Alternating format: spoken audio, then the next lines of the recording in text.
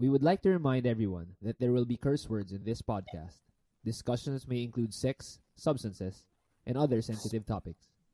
Statements and opinions expressed in this podcast do not in any way represent San Beda College Alabang or any other learning institution. And now, on with the show.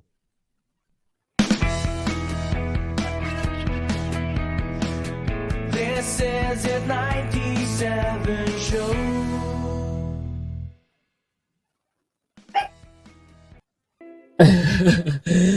Yun. Medyo we got it this time. Ba't parang teka, sorry Sai, nakamute ka. Bakit ka nakamute?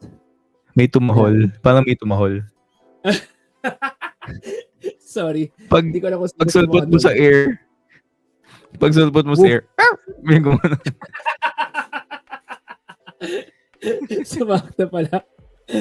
Oh my gosh. Hindi talaga natin mapa-perfect na simula. Good evening and magandang gabi, Batch 97. Hello. Siya po si Cyril Sorongon. At siya si Ace Romualdez. And this is That 97, a show. Yes, the World Cup is upon us. Pero bago natin pag-usapan yung World Cup, Sai, I briefly want to tell you about the ride yesterday. The supposedly dapat the beer and barbecue ride, which we canceled as an official event. Hindi na lang natin siya ginawang official event for I guess mainly for safety kasi the weather was not cooperating. Hindi tulad nung coffee ride natin, medyo sakto-sakto yung weather. I think Nakita ko yung mga post niya eh. Yeah. Although in fairness naman sa weather, in fairness sa weather, no. Hindi umulan lang talaga nung tapos na kami, nung umiinom na kami ng beer. So Okay. Tapos na 'yon. Thank you, Lord. Okay. Pero the whole trail was wet, but rideable, masaya pa rin, super saya pa rin. I wanna shout out Joel Prodigalidad, the warrior. So, before nung ride, nagte-text kami ni Joel. Sabi niya, Ace, mga 2 to 3 months na ako hindi nagbabike ha. So, ang assumption ko, I don't know why parang hindi ko na tinuloy yung conversation namin before the ride. Parang ang assumption ko was, okay, so nagra-ride na siya before. So, alam na niya siguro yung Lamesa, tsaka yung Tower 1. Alam na niya siguro yan. So, pagdating namin dun sa Lamesa, first time lang niya sa Lamesa, at first time lang niya magta-Tower 1. Okay. For those who don't know, Tower 1 is the highest elevation by bike sa Lamesa Eco Park. So, Okay. it is the hardest point to ride to via mountain bike. And si Joel, super warrior, grabe. Tuloy-tuloy lang. Basta, Minani niya or may challenge naman. Na-challenge naman siya. na-challenge. Actually, medyo na-late kami ni Fado. And nauna na yung group, nag-split na lang into 2 groups, which is, I guess, parang, that would have been the plan anyway. It's just that nauna yung grupo nila Mark Rivera. He was with some of his friends who were on mountain bikes, but there were 2 people there who were in gravel bikes. Buti na lang hindi natin ginamit ng option yung gravel bike mo kasi puro simple lang daw sila, puro sugat. Kasi talaga? if you're on a mountain bike, okay lang eh. Pero yung gravel bike, sobrang dehado talaga. And then, our group was composed of myself, si Mark Fado, Mon Ordonez, Joel Prodigalidad. And all 3 of them, first time to Tower 1. First time to go to Tower 1. So, props to those guys. Si Joel, tinext ko kanina. Sabi ko, Joel, naisip ko pala, sana friends pa rin tayo after natong ride na to. Okay pa rin naman. Friends pa rin naman daw kami. So solid work for Joel Prodigalidad. So, hopefully, pagka mag-schedule tayo ng Lamesa ride ulit, sama ka na. Pag tuyo. Yung gusto ko i-PM ko dapat doon sa group chat natin kung kailangan ba naka-full sus ako doon or kahit hardtail lang? Basta mountain. Kahit na-ride ko na yun ng walang suspension. Kahit suspension fork, wala. But the size of the tires talaga. Yung kapal ng tires makes a big difference doon. Okay. Kung if it were dry, kung tuyong-tuyo siya, kaya ng bike mo yun. 100% Okay. sure. 100% sure ako, kaya ng bike mo yun. Pero dun sa conditions kahapon, not so good. So, in the end, it was okay na hindi na natin siya ginawang official, an official event. But thank you to Mark Rivera for setting that one up. Niya yung liempo and hot dogs afterwards, sobrang sarap. Tsaka yung beer, syempre. So, salamat, Mark. Okay, yeah. Okay, mag-announcements na muna, okay? Para mamaya one more time ulit. Sige. So, announcements. If you want to support that 97 show, please send me or Cyril a message. We can send you the details on how you can send your support. PM lang kayo sa amin. Asa ba to? There is a homecoming recollection and liturgical Thanksgiving on November 26, entitled Paggunita at Pagpapasalamat. November 26, 4 to 7 p.m. May link to the registration ba, okay? Meron ba? Or updated. Okay, so ina-update yung link to register. Beda 50, that's that's official name of the SBCA Grand Alumni Homecoming on December 3, Saturday. The SBCA campus grounds, there will be campus tour. May registration fee, guys, for the alumni, and sa 97, medyo mas mataas ng konti yung registration fee natin because taya tayo this year, 25th year natin. Don't forget to email the copy of the proof of payment. Just go to the link shown below. You can find the link also sa other FB groups. You can get a chance to win an entry-level Orbea mountain bike valued at 36,000 pesos, care of Two Wheel Nation. there is a musical performance repeat of the August event featuring talented band performances by Bedon students, including surprise big performers, aka a silver filter. Ano wala. Wala pala si silver Yeah, filter. yeah, but we're gonna have Neo Colors, we have Ooh. Brysom, we have Inner Voices, mga which is good kasi mga bedans din and Skin. Yun. And then Skin. yun nga, Skin. Ooh, Skin. I like it. So, yeah. So mga and the pedant performers, from the student bands and teachers, I think. Yeah. Okay, ayos. In fairness, yung mga student bands dun sa noong August, medyo solid. Bene 97 25th year batch reunion, that's on December 4, Sunday. It will definitely be in the Alabang area. Wala pang final na venue, but for sure, we're trying to pick a venue na it'll be like generally accepted or parang it'll cater to our diverse interests, yung mga gustong tumambay, gustong may tugtugan, gustong may pagkain. So we're trying to include all those considerations. Any other announcements, Kay? Meron ba? Okay pa? Okay na? Birthdays. May birthdays? May birthdays. Birthdays! Happy birthday! Ngayon lang natin ginawa yan. Hindi ko consistently nagagawa. Ilan pa na tayong may birthday. Belated happy birthday to Rob Dison, Gillette Uy, I think nabati natin sila dati. RJ Lopez, Rachel Corpin, Ruby Annon, Jing Gaurano, and sino to? Who is this? Who is this other one? Vivian Advincula, and advance happy birthday to James Duran on Thursday. Tama ba? Thursday? Nope. Yes, Thursday. Yes. Yeah. Nice one, James. Advance happy birthday. Wala tayo ng music. We are musicless, Kay. Sandali. I got it. Don't worry, I got it. Mag-acoustic na tayo. Ay, ano pala, acapella pala. Okay, let's get to it. Yo. Yes. I don't care how many viewers today. Kasi this is our topic, Sai. This is our favorite sport. This is our favorite point of conversation all the time. And if Kay is listening right now, yan, napagbigyan ulit natin si Ace sa kanyang episode. Yes. So this will be 5 hours long again. And then nag-consult pa ako dun sa Kenyan office mate ko for some of the information. So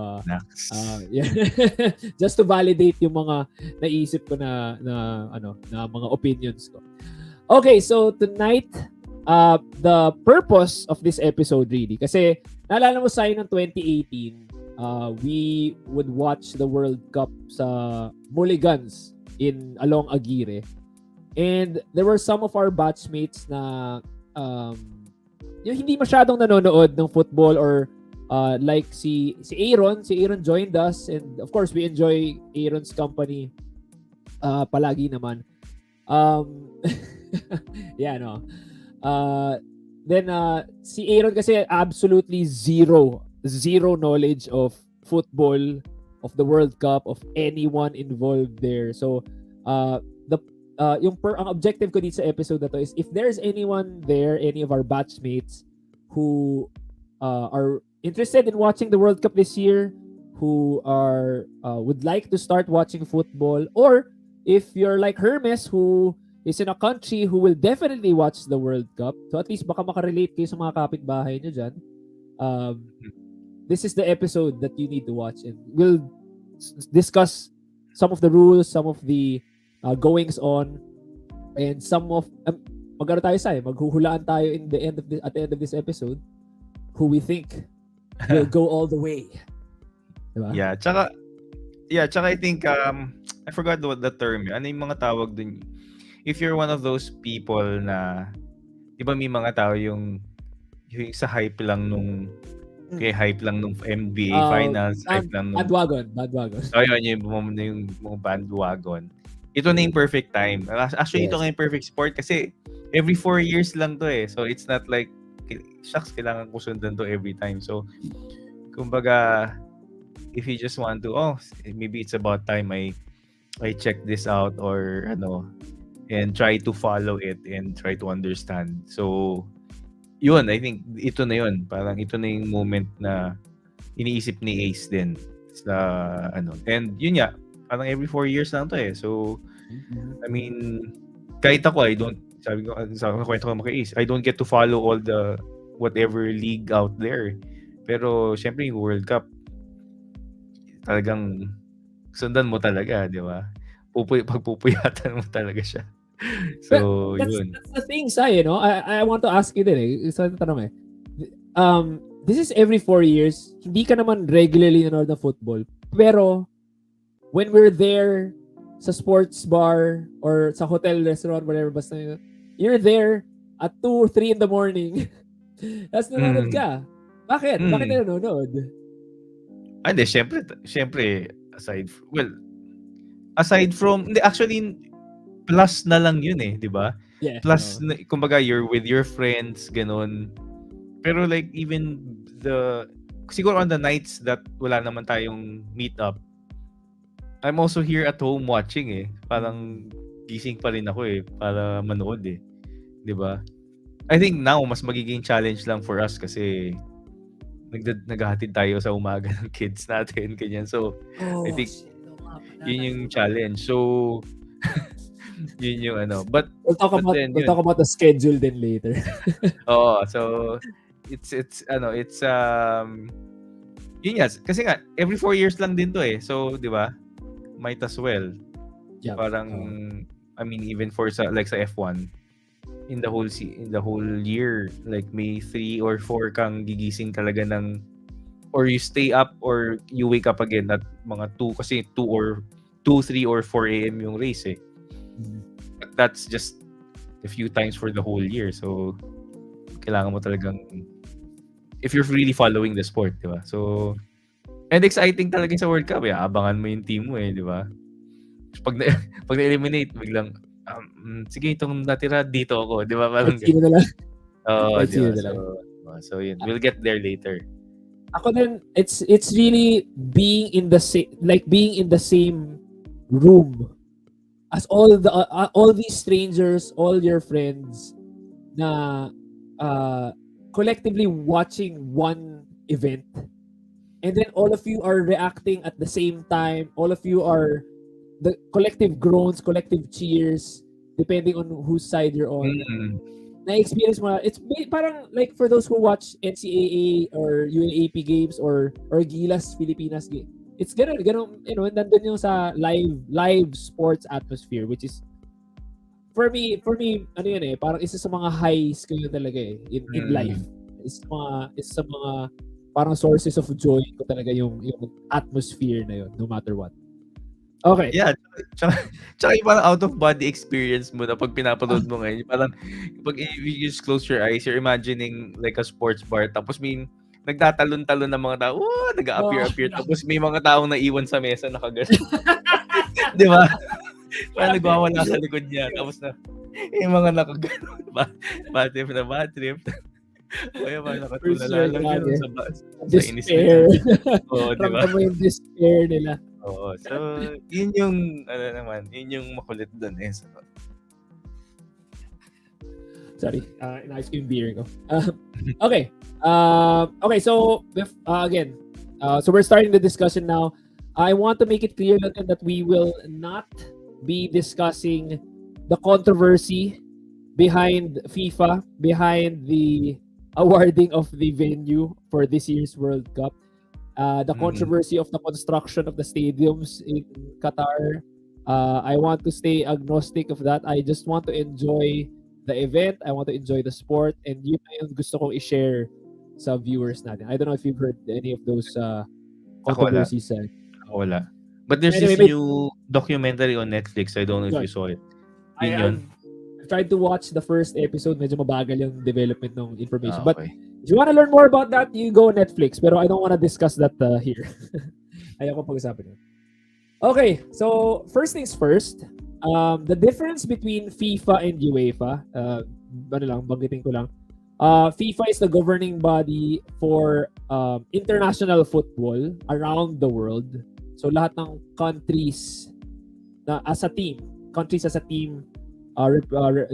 football teams representing their countries, si FIFA may bahala doon. Si UEFA, mas madalas maririnig si UEFA lalo na sa cable TV.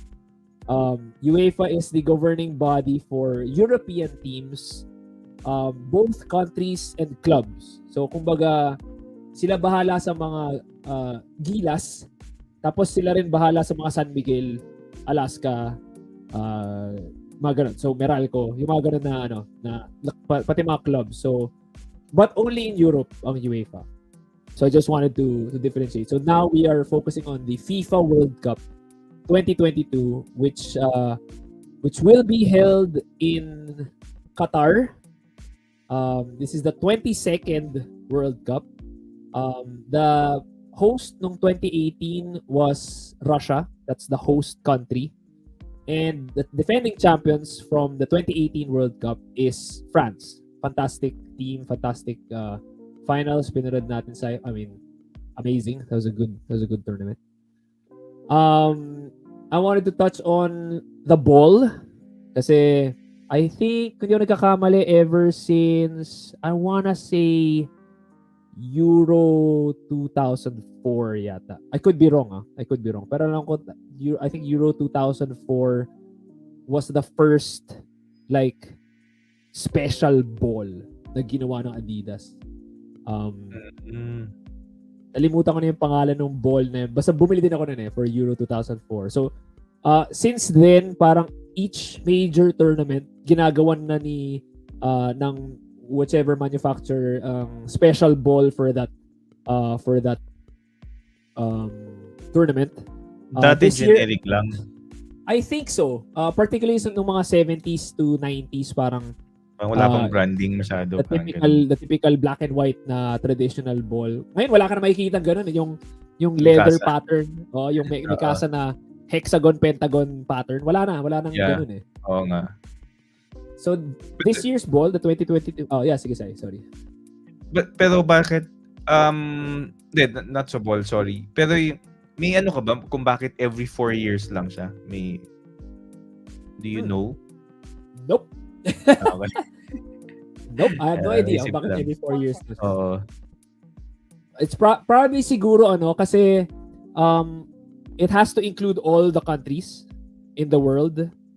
And I think not since its inception, pero I think since it has become inclusive of the whole world, kailangan all continents are represented.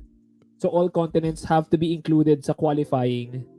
And parang lahat bibigyan mo ng chance eh. Lahat ng so even the Philippines actually binibigyan tayo ng chance to be able to qualify eh, di ba?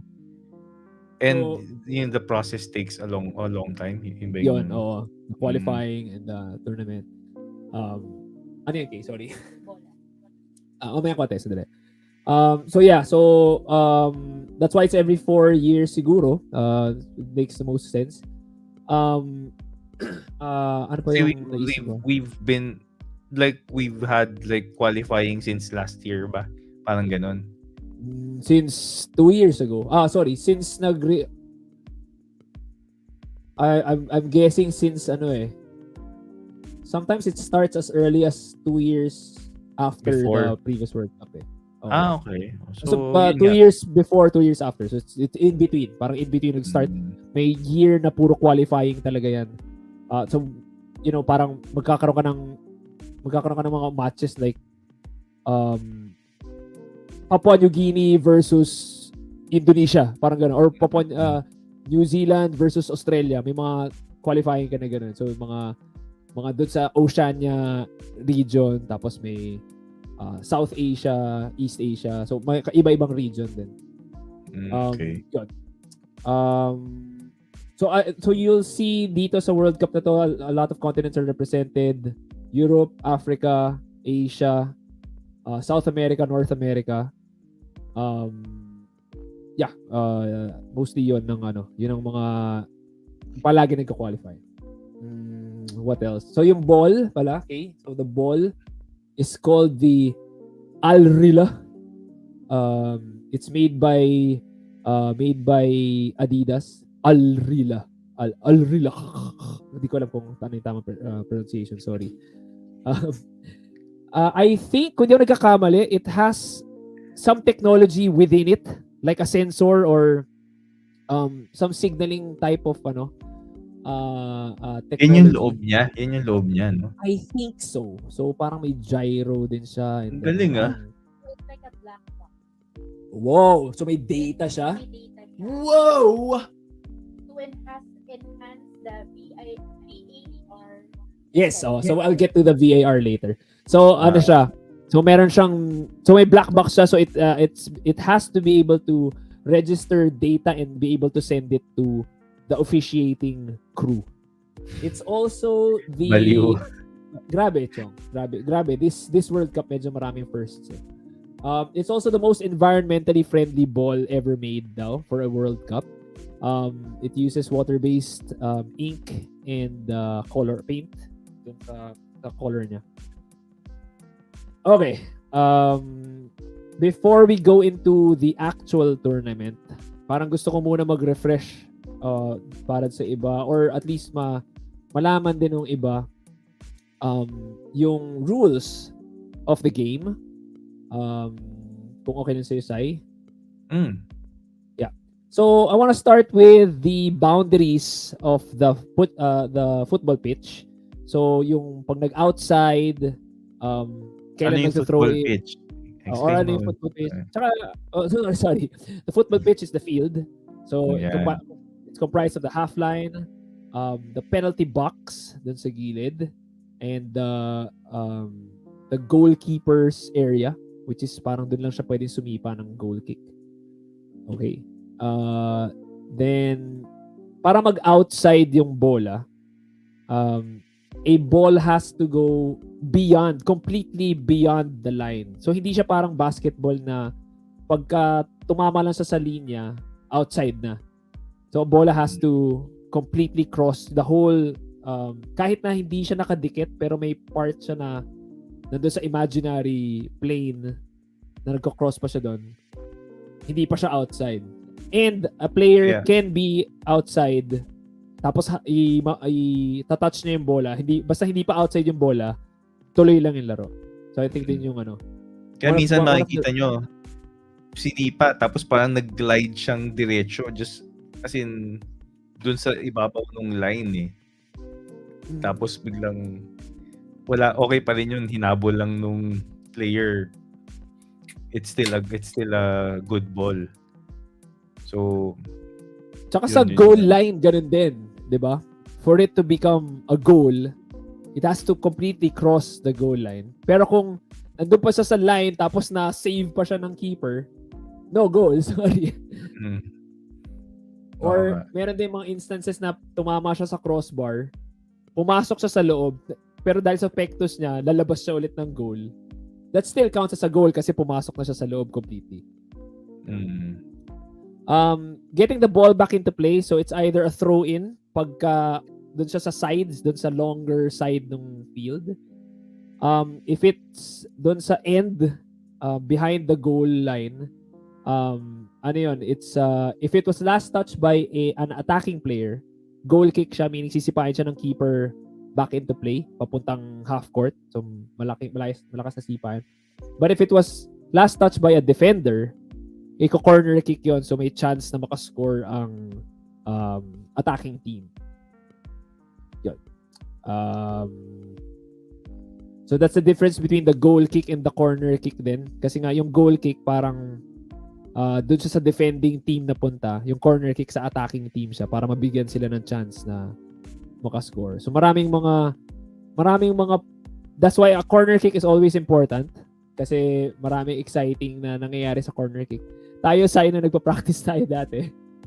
Madalas tayo mag-practice sa mga corner kick. I don't know why. Parang pagka marami na tayo before mag-start yung practice natin, laging corner kick yung ginagawa. I think parang yung mga gustong maka-goal doon sa loob, tapos yung mga gusto mag-practice ng corner kick nila, sila yung Oo nga, magpapass ng tama. corner kick. Yung iba kasi try na talaga ipasok. Di ba? Oo. Papasok na directly from the corner kick, which is legal. Ang bawal is yung throw-in, tapos nag-throw in, tapos walang ibang humawak, tapos pumasok siya ng goal. That's not counted. Not counted yun. Pero pagka throw in, and then touched by anyone legally, so either any part of the body minus the arms ng regular player, or kahit matapik ng keeper tapos pumasok, goal na yun. That's counted as a goal. Okay. Hindi pala, no? Pag throw in, no? Kahit... Oo. Pag dinirekta mo, Oo. Tapos... Di siya counted. Kahit pala ginanon ng goalie, okay, go. Di ba? Oo, actually.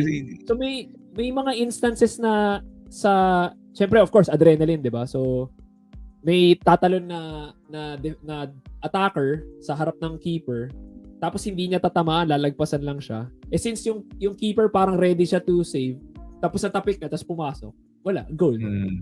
So, nangyayari din talaga. Tapos sige, so in this part lang I'm asking on behalf of a viewer kasi kunyari. Yeah. So sometimes merong yung explain natin yung times na yung attacker tapos nakuha ni goalie. But minsan nakikita ko kinakamay niya, minsan sinisipa niya. 'Yon. So hindi siya goal kick. Kunyari attacker, nag-attempt siya tapos nag-grab ni goalie. Yeah. Tapos 'di ba? Tapos gaganunin niya yung mga tapos minsan ibabato niya yung bola. Minsan it's either ibato or i-roll niya or minsan sinisipa niya. Yeah. So ano yung nun? So once na ma-save ng keeper, 'di ba? Once ma-save niya in his own area, the keeper is allowed to get the ball back into play. Basta parang may acceptable time eh. Dati tayo parang parang 3 seconds lang yata, 'di ba? Parang may actual time yung keeper na kailangan pakawalan na yung bola, which I think is not good for the game kasi masyado mong nirarush yung keeper. Pero the keeper can either any of what you said, either is hagis niya by hand, i-roll niya, pwede niya ibaba and then i-control niya with his feet. And he can also pick it up kahit na ginawa niya yun. Or sipain niya ng malayong-malayo. So, yun yung mga pwede niya gawin. Tapos may limitation yung niya, kung saan niya pwedeng kamayin. Yes, yeah. That's right. Oo. So, the goalkeeper is only a goalkeeper within the penalty box. So, that's the big boxes dun sa either end of the field. So, of course, one keeper for each. So, dun lang niya pwede gamitin yung special powers niya, which is using his hand. Kung sobrang galing niya at kasi ginamit niya yung paa niya, dinala niya hanggang kabilang side, kung kaya ba naman niya okay lang yun. Kaya yun. Okay lang. Basta hindi lang niya kakamayan. So, ang keeper din once na he puts it into play, tapos nahawakan na ng ibang player, whichever player that is, tapos bumalik sa kanya. If it's an attacking player, galing sa attacking player, pwede niyang hawakan. Pero if galing sa teammate niya, hindi niya pwede gamitin yung hands niya kahit nasa loob siya ng penalty box. So, if there is a back pass, when we say back pass, that's a pass from a teammate going towards their defensive end. So, pag nag-back pass to the keeper, ang teammate niya, hindi niya pwedeng gamitin ang kamay niya. Unless paahihin niya muna. Tapos unless iulo niya nung defender, nung teammate niya. So pagkagaling chest or head papunta sa keeper, pwedeng hawakan ng keeper. Pero pag pass sa paa, hindi pwede hawakan ng keeper. At all. Kahit kinontrol nung keeper ng paa niya, tapos pag kinontrol ng keeper ng paa tapos may dumating na attacker sa kanya, kailangan diskartehan na yun without hawakan. Okay. So that's exciting.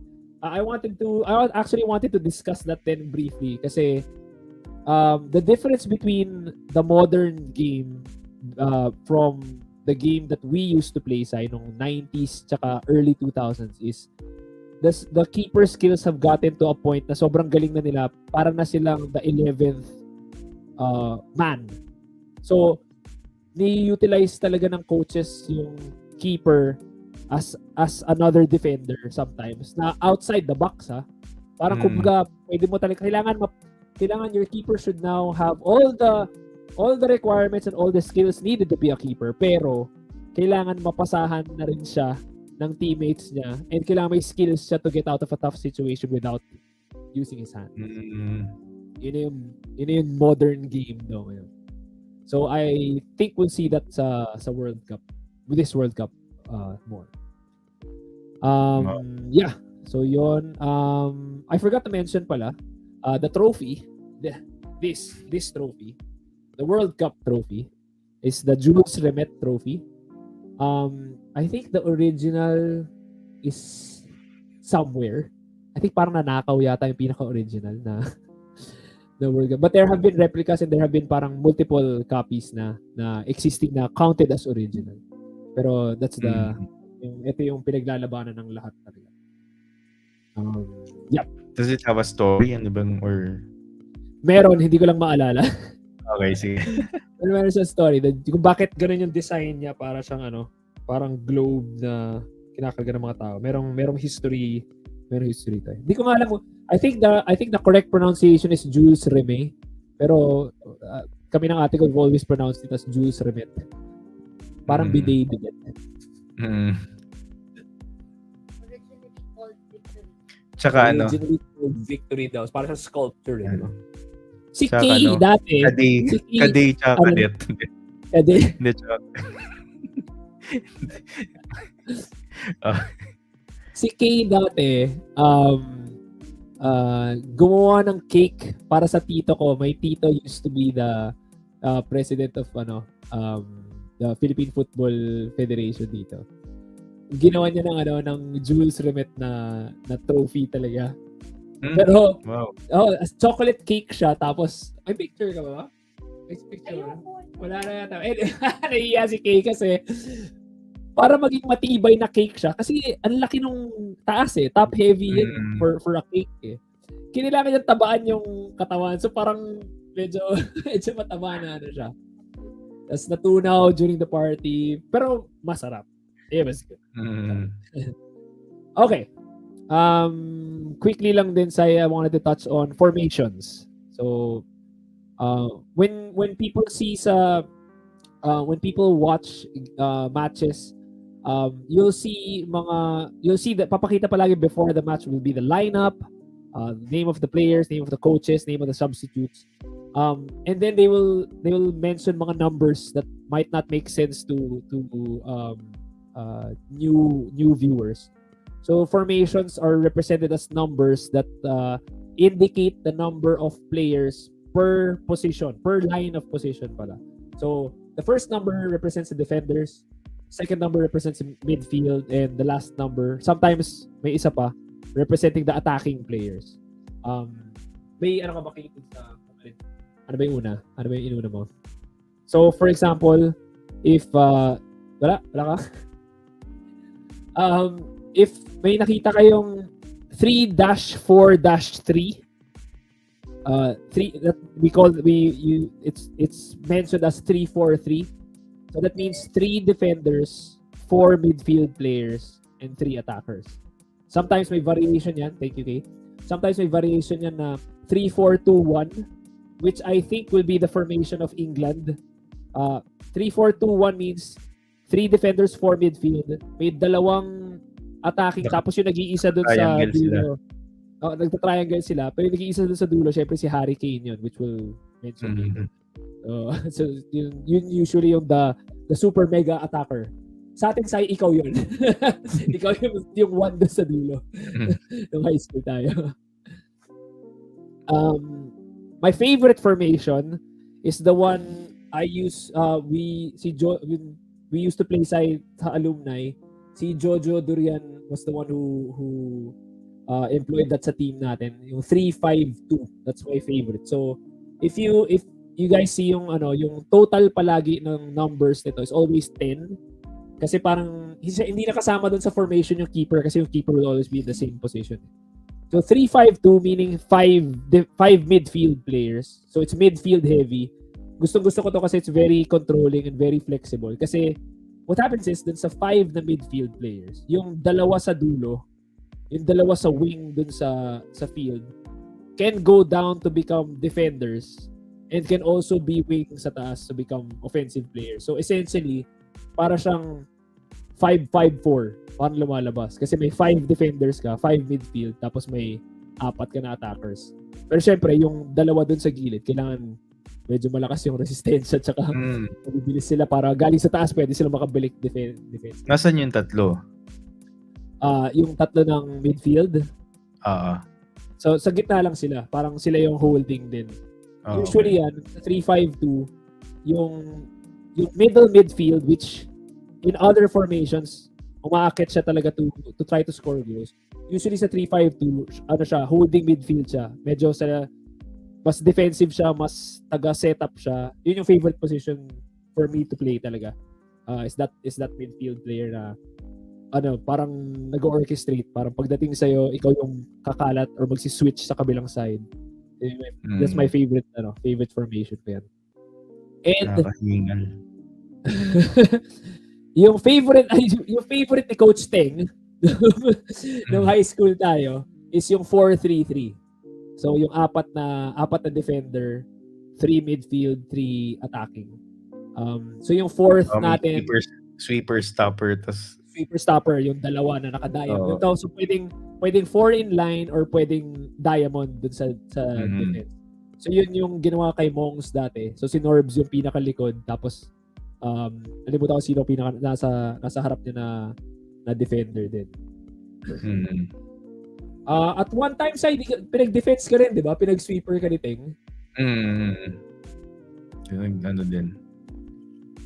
How did that feel? Okay na, masaya din eh. Masaya din eh. Masaya din yung defense eh. Masaya din yung defense. Hindi ko inakala mag-enjoy ka na. Siyempre, minsan kakatahin kang gusto mo umakyat, di ba? Parang gano'n. Pero iba rin, masaya rin yung defense. Iba kasi yung nakikita mo lahat eh, no? Nakikita mo lahat ng pangyayari. Ako baga, ikaw na yung, I mean, last line of defense, quote-unquote ka na nga eh. So, di ba?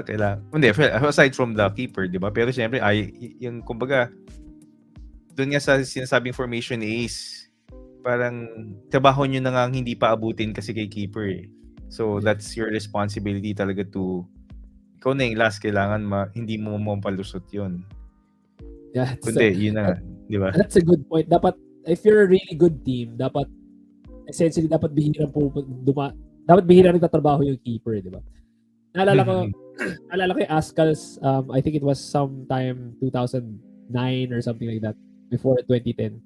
Nanalo ng best keeper sa tournament si Neil Etheridge ng Ascals.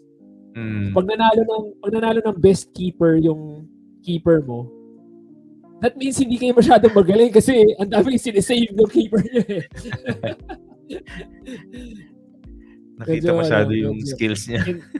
Hindi ko I'm not bashing anyone sa Ascals. I love the Ascals, Ascal supporters tayo, pero I mean, it's just lang, parang it's not a good indicator na best keeper yung keeper nyo. Okay. This one's medyo crazy na foul. Yung mga fouls natin, 'di ba? So, one of the fouls may tanong si Kay before we sorry na. Was there a formation that you found weak versus the best formation with the best result? Sagot ako dyan. Sige, sa ikaw muna. I have my opinion. I think yung some of the formations din kasi is dependent on the strength of the players eh, and how they I mean the team itself na kaya nila yung formation na ganun. Although of course dapat flexible naman talaga sila when the formation is called. However, yung pagka-effective nung formation niya is malaking factor yung nung player talaga and how they perform in their specific position and task. So sige is. I agree. I agree. Depends on your personnel, depends on the skills of your personnel, depends on the strengths and weaknesses of your players. Mamaya dadating din tayo dyan. Meron akong ano ba dito? Hot take mamaya pagdating natin sa teams. Although I really think the 4-3-3 is outdated for today's game. A 4-3-3 formation tends to be I don't know, feeling ko it puts you in a disadvantage because hindi ka as versatile as, let's say, a 4-4-2. Kasi 4-4-2 would have parang mas marami kang options sa midfield para malagay mo yung strikers mo in a good position. Yeah, parang limiting siya. For me, limiting ang 4-3-3. Yung ginagamit natin ng high school, parang ikaw sa gitna, dalawa sa kanan, dalawa sa gilid pala, sorry. And so parang you're limited to the spaces that you have. And ang laki nung parang yung jurisdiction mo is so wide. So I would say if a 4-3-3 of one team goes up against 4-4-2 of the same team, kunyari i-simulate mo yon of the same team, feeling ko mas makaka-goal yung 4-4-2 kasi mas makakaya nilang i-control yung laro. So yun that's my opinion. That's a very technical question. Good point. Pwede ako mali. It's highly likely na mali ako. Again, hindi kami experts ni Sai. I just want to make that clear. Nagpa-podcast lang kami dito. Ututang labi lang to. Hindi wala kami coaches badges or training. Ba't ba wala dito si Exie? Si Exie pala dapat ang kailangan natin nga. Si Exie dapat ang guest natin ngayon. Sorry, Exie. Hindi mo pa dala ng link. Yeah. Okay, so rules again. So going back to the rules, fouls. So may mga fouls na ano. Ikaw Sai, ano yung napapansin mo ng mga fouls na madalas mong makita or nagsistick sa mind mo na mga tawag ng every time nag-whistle yung referee? Ano yung parang naiisip mo with regards to the call or the foul or yung ganun? I mean, ang unang nagpa-pop up or ano yung mga memorable sa kasi siguro like in games, ano yung parang napapansin, like anything na napapansin mo pagka like when a referee blows his or her whistle for a foul, how do you analyze the call? Kumbaga parang foul nga or ba't niya tinawag yun, hindi naman foul, parang ganun. Wait, hindi ko mag-get yung question. Nasasagot ko kasi dapat parang ano? Handball. Hindi, nasasagot ko dapat either handball or tulak. Kasi yun yung... yan, diba? So kung obvious na handball or obvious na pag tinulak kasi sometimes may mga tulak na hindi tatawag eh. Diba? Hindi, meron din tayong parang legal na tulak eh. Parang gano'n. Yes. Oo, meron. Oo. Para sa akin yung yung sahod, yung mga iniisip ko eh. Lalo pag nag-heading tapos biglang yung nasa guma, di ba parang biglang talagang in the air. Pero merong mga ano naman na tatalon sila tapos tutukod sila dun sa guy sa harap. Tapos in that situation masasahod din siya. So sometimes nagbabaliktad yung tawag or ano. So I just want to tell the new viewers to the World Cup. Most of the time I would say a foul is sa discretion ng referee. Hindi porket nahulog yung player, tatawag na niya kagad na foul. It has everything to do with the flow of the game. Kasi sometimes foul talaga, pero ipi-play on niya if the ball proceeds to advantage. Yes, ipi-play niya advantage. Sometimes i-delay niya yung call. 'Di ba? Parang sige, hayaan muna natin, tingnan muna natin kung saan pupunta to or kung yun nga if they play the advantage tapos the flow of the game still continues. tuloy lang, hindi na niya ibabaliktad. Or kung matigil or tawag dito, disrupt yung game, yung flow ng match, tatawag niya kagad. So ganun yung ano niya. A sport that uses the similar concept is hockey. Sa hockey naman ganun din, parang may mga calls na parang tataas ng kamay yung matataas ng referee yung kamay niya. Pero hindi pa wini-whistle yung tawag. So parang alam lang ng lahat na may tawag, pero sige, laro lang kayo. Once na makuha na ng kalaban, sa stop na niya yung call. Parang ganun. So may ganun din ng ice hockey. Which is one of the things that I love about this sport kasi parang pinaprioritize yung flow ng game. That's why we have 2 45-minute halves na hindi tumitigil yung relo. Tuloy-tuloy lang yung count nung time, di ba? Ayun, explain yun. Hindi natin na-explain yun. Sorry, yeah. Oo, yung mga sanay sa basketball, sanay na tumitigil yung clock eh. Every pito ng referee, stop yung clock di ba? Freeze yung clock. Sa football, diba? Tuloy-tuloy lang. So techniques, isa sa mga tips ko sa pagpapanood ng football, kontian nyo lang to. Kasi ayaw nyo mag-CR palagi. Tsaka kumbaga, hindi it's still unlike sa basketball, 'di ba? Yung alam mong it's down to the second and once it doon sa set time niya. That's a good one. Sa football you have 45 pero kumbaga it's parang hindi pa talagang medyo loose. Hindi pa the fat lady hasn't sung pa pag at that point kasi whatever time they decide to add on at the end, if they add a minute, 2 minutes, 5 minutes, di ba? So, talagang there's still all to play for at that point. So, yun yung isang malaking bagay din. Kasi even some friends at akala talaga nila, tuloy-tuloy yung time nyo, parang 45 na. 45 na, bakit hindi pa pumipiti referee, di ba? Or 90 na, bakit may plus pa doon nakalagay?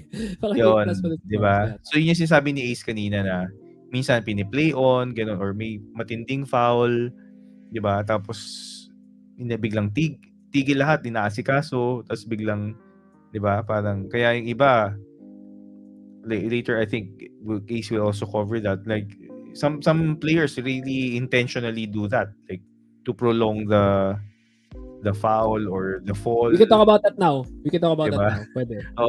So explain ni Ace. So they do that to prolong the so the time that they ate up will be added up at the end. Hindi naman siya like exactly how much. Hindi naman inoorasan niya na okay, parang 3 minutes 32 seconds siya nahulog. Hindi naman siya ganoon, pero yun yung concept niya, parang kung may nakain na oras dahil may nangyari, may idadagdag sa dulo. Yeah. Tsaka din, sometimes it's a strategy then used by the player, so may konting gulang involved din. I myself am guilty of this na pagka lamang ka na and then malapit na matapos yung match, i-extend mo talaga, parang patatagalin mo yung time, like pag nag-outside yung bola, sisipain mo na malayo para lumayo yung bola, or sometimes ginagawa ko parang papagalan mo yung lakad mo. Babagalan mo yung lakad mo papunta sa corner kick pag magko-corner kick ka, or sa throw-in. Minsan pupulutin ko yung bola tapos kunyari masisipa ako, so lalayo pa ulit sa akin. Ginagawa ko yun. Minsan umaarte ka na ayaw kumapit ng bola sa grass, so parang ayusin mo ulit konti. Ganun. Hindi dun sa tamang tayo ka, tapos bigyan, hindi pa ako happy, di ba? So, ganyan. So, ito yan. So, maraming, ma-observe nyo yan eh. You will see those. You will see all of it in the World Cup. I guarantee. Lahat ng antics nandyan. Lahat talaga. Tapos, time extensions then are given to, let's say, pag may injure, yun nga, sabi ni Sai, kailangan asikasuhin, or may na-stretcher. Lahat yun tinitake into consideration ng referee, pero hindi nga to the dot, hindi siya to the second. So sometimes naka-round off siya. Usually yan, pansin ko yan pag first half, sobrang konti lang yung tawag doon sa additional time is stoppage time. So sa first half at the end of 45 minutes, usually 1 or 2 minutes lang dadagdag ng referee. 3 minutes maximum kung may matagal na stoppage na nangyari sa first half. Sa second half, kung tuloy-tuloy yung laro, I would say 3 to 4 minutes yung standard na stoppage time. Maybe 6 minutes. Pag merong grabing nangyari, 8 minutes yan. So, yun. So, how about Ace, let's also talk about, explain mo dun sa viewers, like, so what if it ends up a tie, yung mga ganyan? Okay. So, mamaya, pagdating natin sa group stages, i-explain ko. Pero, if there has to be a winner, particularly sa last match, sa last game, sa finals talaga, kailangan may manalo. Hindi tayo pwede, oh, sorry, draw. draw yung World Cup. Dalawa sila panalo. It has to be after 90 minutes of play, so dalawang 45 minutes na regular time. There is extra time, which is 2 15-minute halves. So parang mini game pa ulit. 2 halves yun na magsi-switch ulit ng sides yun. Every half kasi magsa-swap ng sides. 15-15 yun. 15 minutes sa first half of extra time. 15 minutes sa second half of extra time. And then kung wala pa rin talaga, penalty kicks na yun. So ang penalty kicks, hindi siya best of 5, but of 5, kung sino yung makalamang ng out of 5. Dalawa. Parang out of 5. Parang makalamang ng within the 5 goals. So medyo mapapansin niyo yung parang sa basketball yung katumbas niya yung parang sa tennis parang katumbas niya yung deuce advantage tapos point. Parang ganun yung concept niya. Pero kailangan minimum 5 each per team sa penalty kicks. Kung nag-tie sila, mag-uulit yung kicks.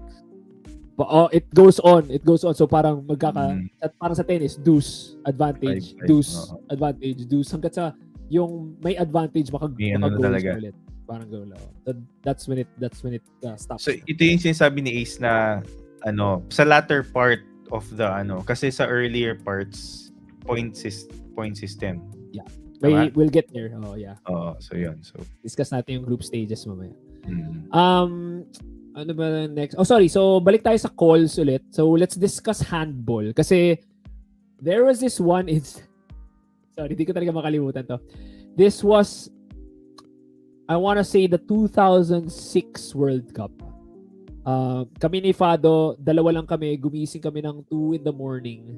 Pumunta kami ng The Bachelors Club, which is yung old Manila. Invest. No. This was along Elizalde sa BF Paranaque. Okay. Parang nakita ko na kasi yun eh. I think most of the people sa BF know this. Wala na siya ngayon. Elizalde, yeah, I remember. So, the road, sorry. The road which has the old Southville School. So, may bahay doon na nakatira doon mga foreigner. I think German sila. I could be wrong. Tapos kinonvert nila into a pub. So ang tawag sa kanya The Bachelors Club or sometimes Old Manila. Pinalitan nila to Old Manila. They would show the World Cup games. You can order sausages with sauerkraut and everything. So nanonood kami doon and there was this guy na super obvious na that year lang siya nag-start manood ng football.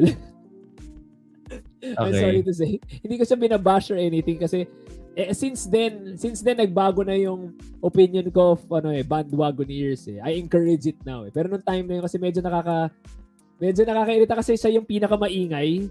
Tapos medyo obvious na hindi siya ganun ka-alam sa game. So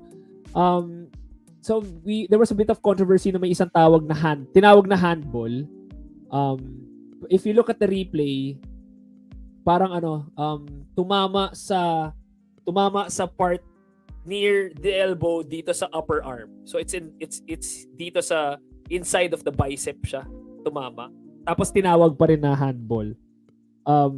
So there are certain ano ba tawag dito? Nuances sa pagtawag sa handball. Pag obvious na handball of gumanon ka ng kamay tapos tumama sa kamay mo. Parang si Adi against Zobel. na red card si Adi because of that. Tayo dito. Obviously, pagka lumabas yung arm mo away from your body, tapos tumama doon yung bola, 9 out of 10 times you will be called for handball. There are instances na... Sige, sorry. You were about to say. Yeah, before you continue nga, gusto ko lang i-clear. Kasi yung sabi nga earlier ni Ace, kasi yung calls nga minsan ng ref, mas ginigay sila yun kasi they gauge it on the intent of the player. Diba? So yung yun, they're trained to read into those things. Yung intent ng player, intent ba niya na magpasimple para, 'di ba? Or talagang binomba sa kanya nung opposing team para lang tumama sa hand niya or something. Tama. So may mga ganyan. Sorry, yun. So continue. No, correct. Super tama yun, Sai, kasi makikita, alam ng referee andun yung referee right in front of everything. So pag kami, tulad ng sinabi mo, binomba, hindi naman sinasadya, medyo malapit naman. Kahit nakahiwalay siya, pero malapit naman sa katawan. Sometimes may mga referees na pinapakawalan nila yun kaya hindi na nila tatawagin na handball So usually pagka the obvious handball is humiwalay yung limb sa katawan and then tumama. Where it gets a bit controversial is sometimes yung ball comes from the air and then tinatrap sa shoulder. Pwede kasi sa shoulder 'di ba, Sai? Pwede mo gamitin yung shoulder mo. Nakita kita numerous times na gawin na igagano mo ng shoulder mo yung bola to propel it forward. May instances na pag ganun, etong part na to yung tumatama, yung below the shoulder na, between the shoulder and the elbow. So, sometimes nagagawa din ng players yun. Sometimes natatawag, sometimes hindi. It gets very kasi controversial. Minsan din kasi intent mo chest 'di ba? Yes. Parang akala mo i-chest mo or yun yung intent mo in your mind, chest ko to. Pero kunyari, the way you run or the way it nag-spin yung 'di ba? Tapos biglang napaganon ka, yung ganoon. So, iba-iba. So, yung action na yun, Sai, yung ginawa mo, that type of action na, what if nasa wall ka, 'di ba? Nasa wall, may free kick nasa wall ka, and then tumalon ka, and then ginanon mo, tumama dito sa upper arm mo. Most of the time hindi tatawagin na handball 'yon. Kahit na humiwalay ng konti na gano'n. Depends dun sa Depends dun sa intent So pag nagbo-block ka lang, nakatayo ka lang, tapos pumikit ka pa. Pipikit ka pa. Diba? Tapos tumama.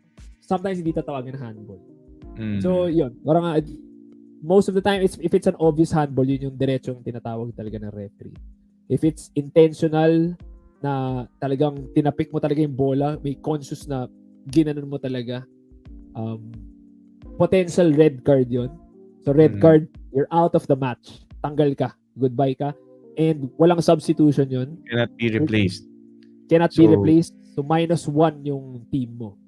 Oo. So mabigat yun. I mean that yung responsibility ng player na wag kang maggago, 'di ba? And intentionally get a red card kasi you're not just throwing yourself out of the team, but you're weakening the team by lessening the players on the field. So malaking bagay yun. Yeah, I completely agree. So just for tawag dito, perspective, yellow card is warning. If mabigyan si Sai ng yellow card at any point in the match, may yellow card siya. If he gets another yellow card within the same match, that comes out, that's another yellow card, and then ilalabas ka agad yung red card, tanggal na. Pero there are instances na diretso red card na, tulad ni Adi against Zobel. Itong 4th year tayo. Kasi ang saya pa niya, no? Ang saya pa niya. Parang medyo, ay mali! Tapos, ay mali. Ay mali! Tapos saka nangyari. After niya sabihin yung ay mali. I don't know kung naalala ni Joey yun. Tapos naging running joke na yung ay mali in succeeding games. Oh my God. na-miss ni Pat Bocobo yung penalty. Naalala mo yun? Na-miss ni Pat Bocobo. Ikaw alala. May tinawag na penalty, na-miss ni Pat Bocobo yung penalty na over. Tapos galit na galit si Hans Smith nun. Tapos, so parang hero pa si Adi. Tama pala yung ay mali. Okay. Yeah, so that's it for handball. Okay, so ito. This next one is the most difficult to explain na rule sa football.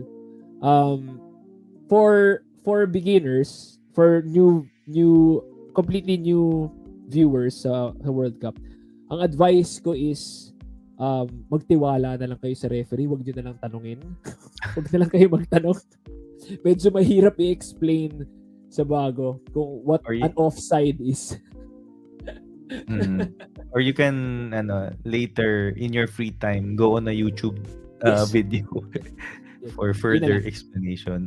Medyo mahirap sa i-explain lalo na ngayon wala akong prepared na graphics to sige, try muna natin. Sige. So the purpose of the offside call, yung pagtawag ng offside, the purpose of it really is para hindi yung mga attacking players para hindi sila mag-abang sa tabi lang ng goalkeeper ng kalaban. So parang kung wala tong rule na to, si Cyril as a forward, as an attacker, as a striker, gagawin lang niya, tatambay lang siya sa tabi ng keeper, so mag-aabang lang siya doon ng sisipain na lang malakas yung bola papunta sa kanya. Tapos try niya i-outmaneuver yung keeper one-on-one. So kumbaga sa basketball, ano nga ba yung tawag sa basketball? May term sa basketball to parang namumuro or parang nagtatanim ka dun sa in American slang it's called cherry picking.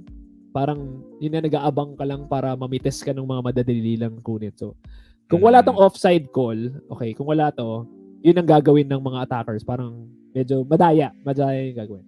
So this prevents that by limiting the position of attacking players. So if you are an attacker, hindi ka pwede lumagpas sa last defender, hindi keeper.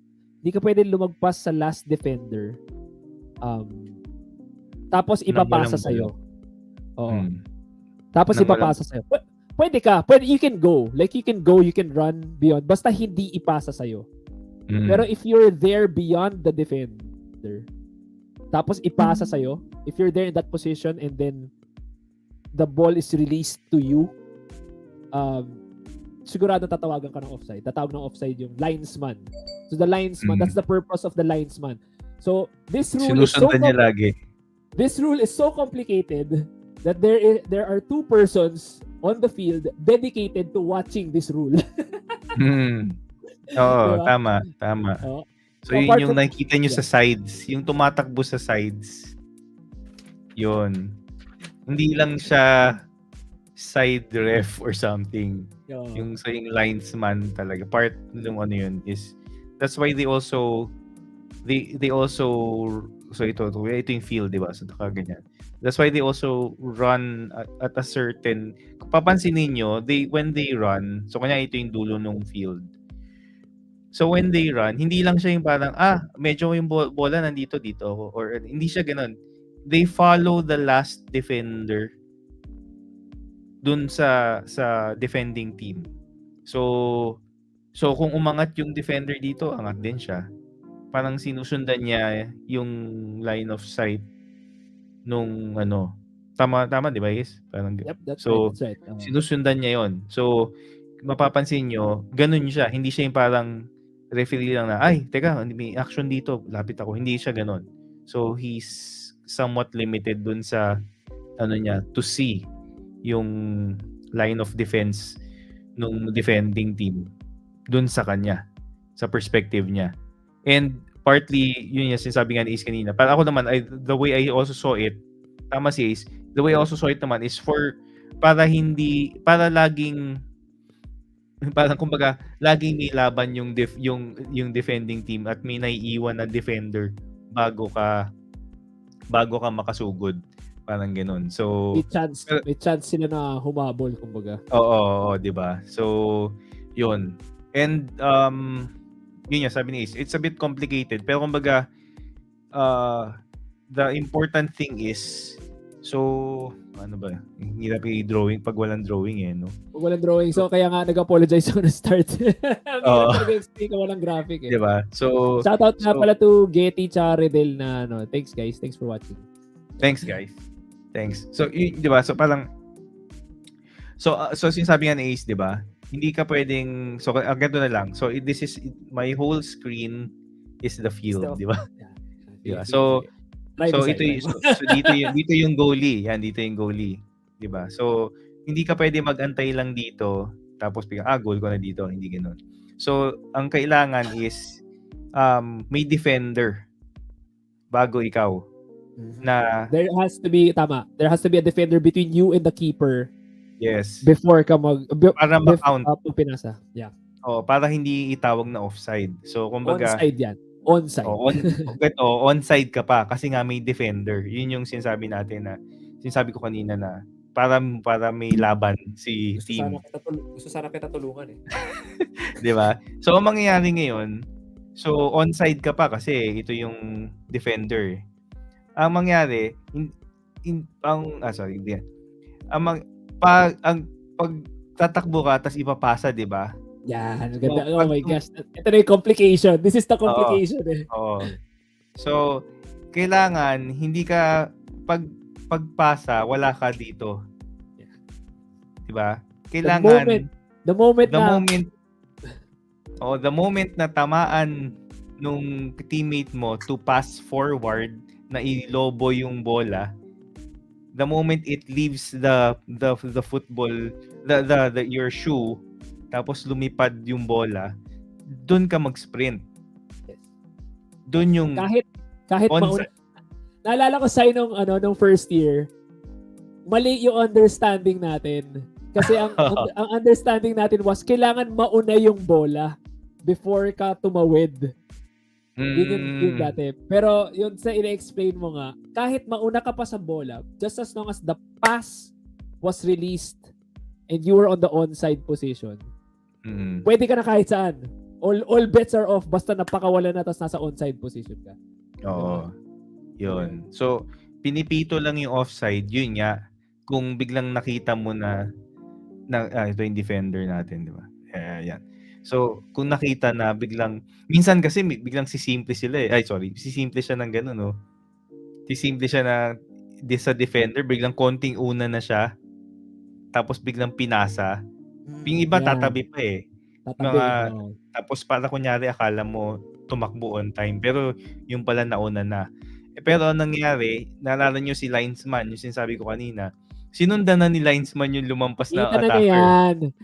Kita niya na yan. So, hindi na niya inabangan yung, kumbaga, dahil he's lined up with the defender, nakita niya na lumampas yung attacker. So, yun yung explanation. Nice one, Badong. Sabi ni Badong, kumbaga sa basketball, bawal ang pass break, pero pwedeng break fast. Are you a tito Juan Astudillo? Say, sorry. I need to ask a favor from you. You can take as much time as you want. Kailangan ko mag-CR. Can you read the announcements lang? Okay lang ba? Sige. Wait. Andun sa tab natin sa sheets ng na nakalagay naman ang announcement. So, ano lang. Sa brand? Kahit yung reunion na lang, yung sa baba. Wait. Sorry guys, sorry. This is my fault. Because, I had a really good day at work. So, celebrate ako. And I'm enjoying the episode. So, sorry for this, guys. This is why pinayagan ako ni Sai, ni Kay, tsaka ni Getty na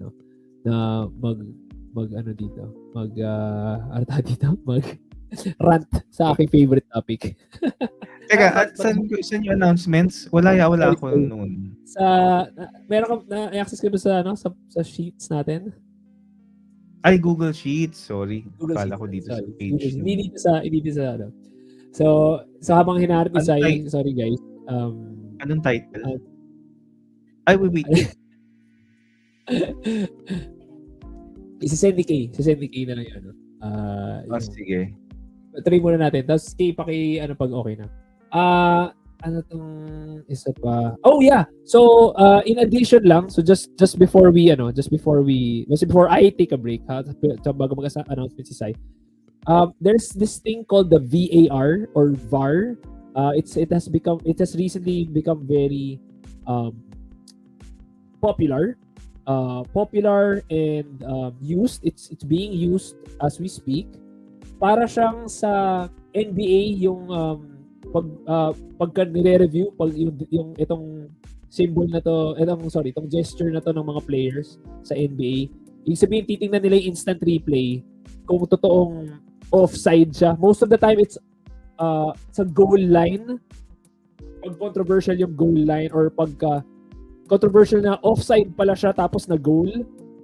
So they use the VAR. It's virtual assistant replay, parang ganun, I think.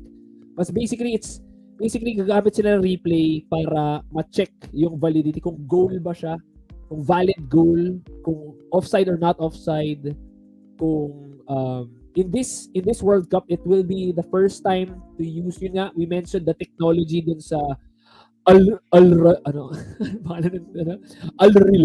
the Alrila ball. So yung bola has the technology para daw siyang black box, and they will use that data to assist the referee, not the referee on the field. So nowadays there's always 3 officials sa field, the main referee and 2 linesmen. Nowadays meron, apart from the 3 on the field, there are referees sa parang control center na nanonood in a room.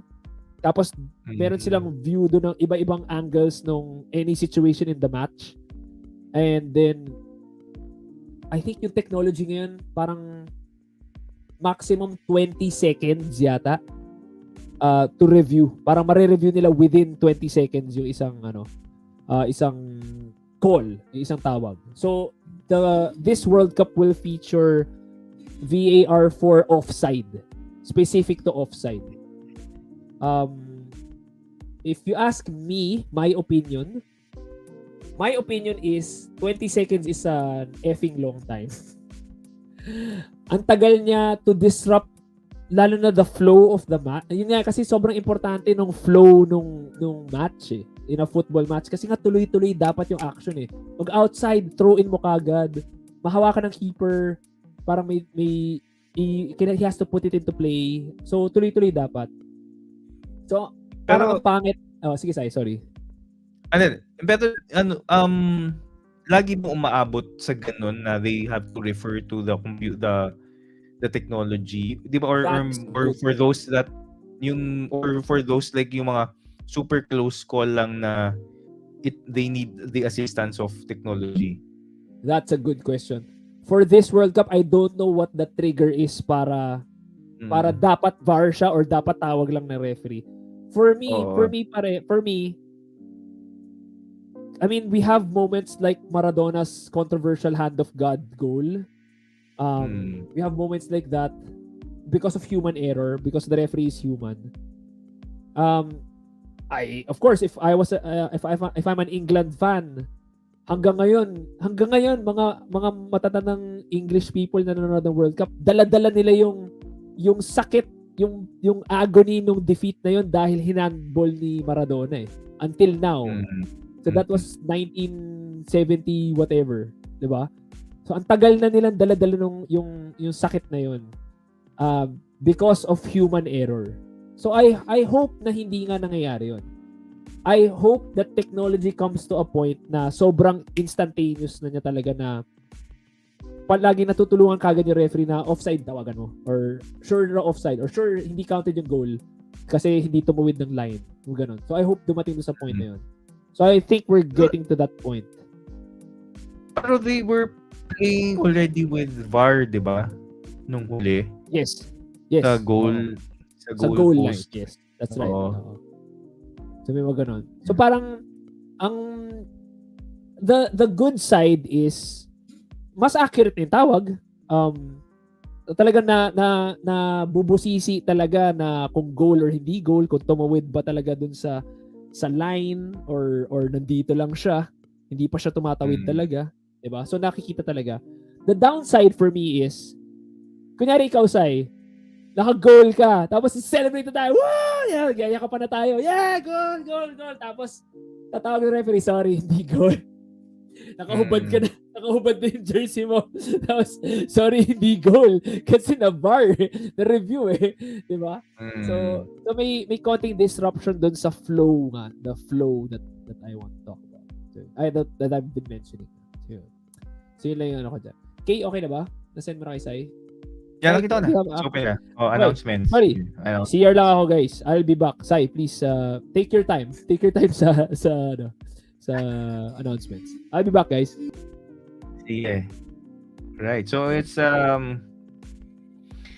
yeah. So again, if you want to support that 97 show, please PM Ace or myself so we can send you the details on how you can send your support, or if you just want to show your thanks or gratitude for what we've been doing here with the podcast, just hit us up. Yeah, we're winding down actually with the podcast, and we're closing up to our homecoming in December. So that's like less than 2 or 3 weeks na lang. And we thank everyone for sticking around and tuning in every Monday. Yan. And again, you can subscribe or check out our old episodes over in our 97 group, or if you're not 97 and you're a bedan and you just want to check out the other episodes, you can visit youtube.com/that97show. Yun. And again,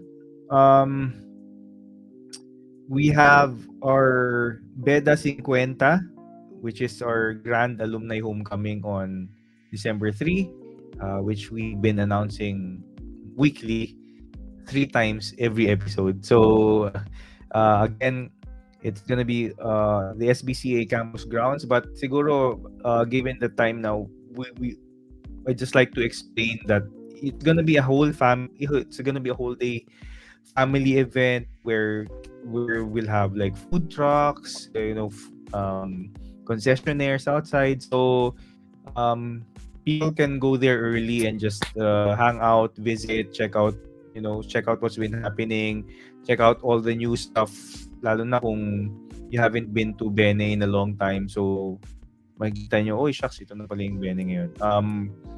I remember when we had our meeting just the other week, the moment I drove in from Don Manolo, yung paakyat na ganun, sobrang memories flooding into my head na pa, oh shucks, grabe, parang ito yung ginaganunan ko every day for those 4 years sa Bene, and parang sobrang ganda nung nostalgia na naalala ko noon, and just seeing the school. So I'm sure a lot of you guys, of course, then would be would feel the same. And yeah, so registration is still open. Reg fee for 97 is 1,250. Reg fee for the rest of the alumni is 750. Yon. So just don't forget to email your copy of proof of payment for validation of your registration. Yon. And of course, if you're 97, December 4, alam nyo na yun, meron tayo. And now, back to the show. Thanks, Sai. A few things I wanted to mention lang. Slight changes for this World Cup as compared to other World Cups. There's an additional substitution. So I think previously, dati during the very old days of football, hanggang 2 substitutions lang. Then they increased it to 3. For this year, for this World Cup, for the very first time, 5 substitutions for for the 90 minutes. 5. Wow. Biro mo, kalahati ng team mo pwede mong palitan. Can you sorry guys medyo footballer tawag dito, nuisance to kasi substitution is a huge thing. for in a match, medyo game changer siya pagka pwede ka. And to be able to Sorry, field before you get to the number. Yeah, sige. Before you get to the number. Yeah. It's not easy. Yun din. Kasi sa football, hindi siya yung parang sa ibang sport na sige, labas ka muna, pahinga ka, tapos balik ka. Hindi ganun eh. Sa football, pag sinab ka, well, tapos na yung game mo. That's why if You're you done. notice, once they replace the player, di ba?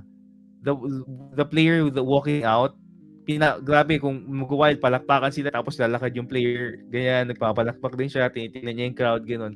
Kasi, that's it, tapos na siya. Hindi siya yung parang, sige, see you Thank later, you. papahinga lang ako. Thank you. Hindi siya Thank you, ganon. Sai. Thank you sa paglaro mo, Sai. Tapos ka na. Oo. Ano talaga siya. So, malaking bagay yung substitution sa football.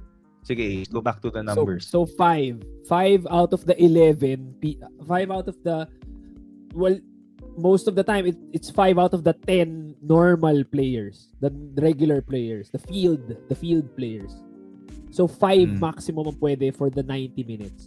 And then pag nag-extra time pa, you get an additional 1.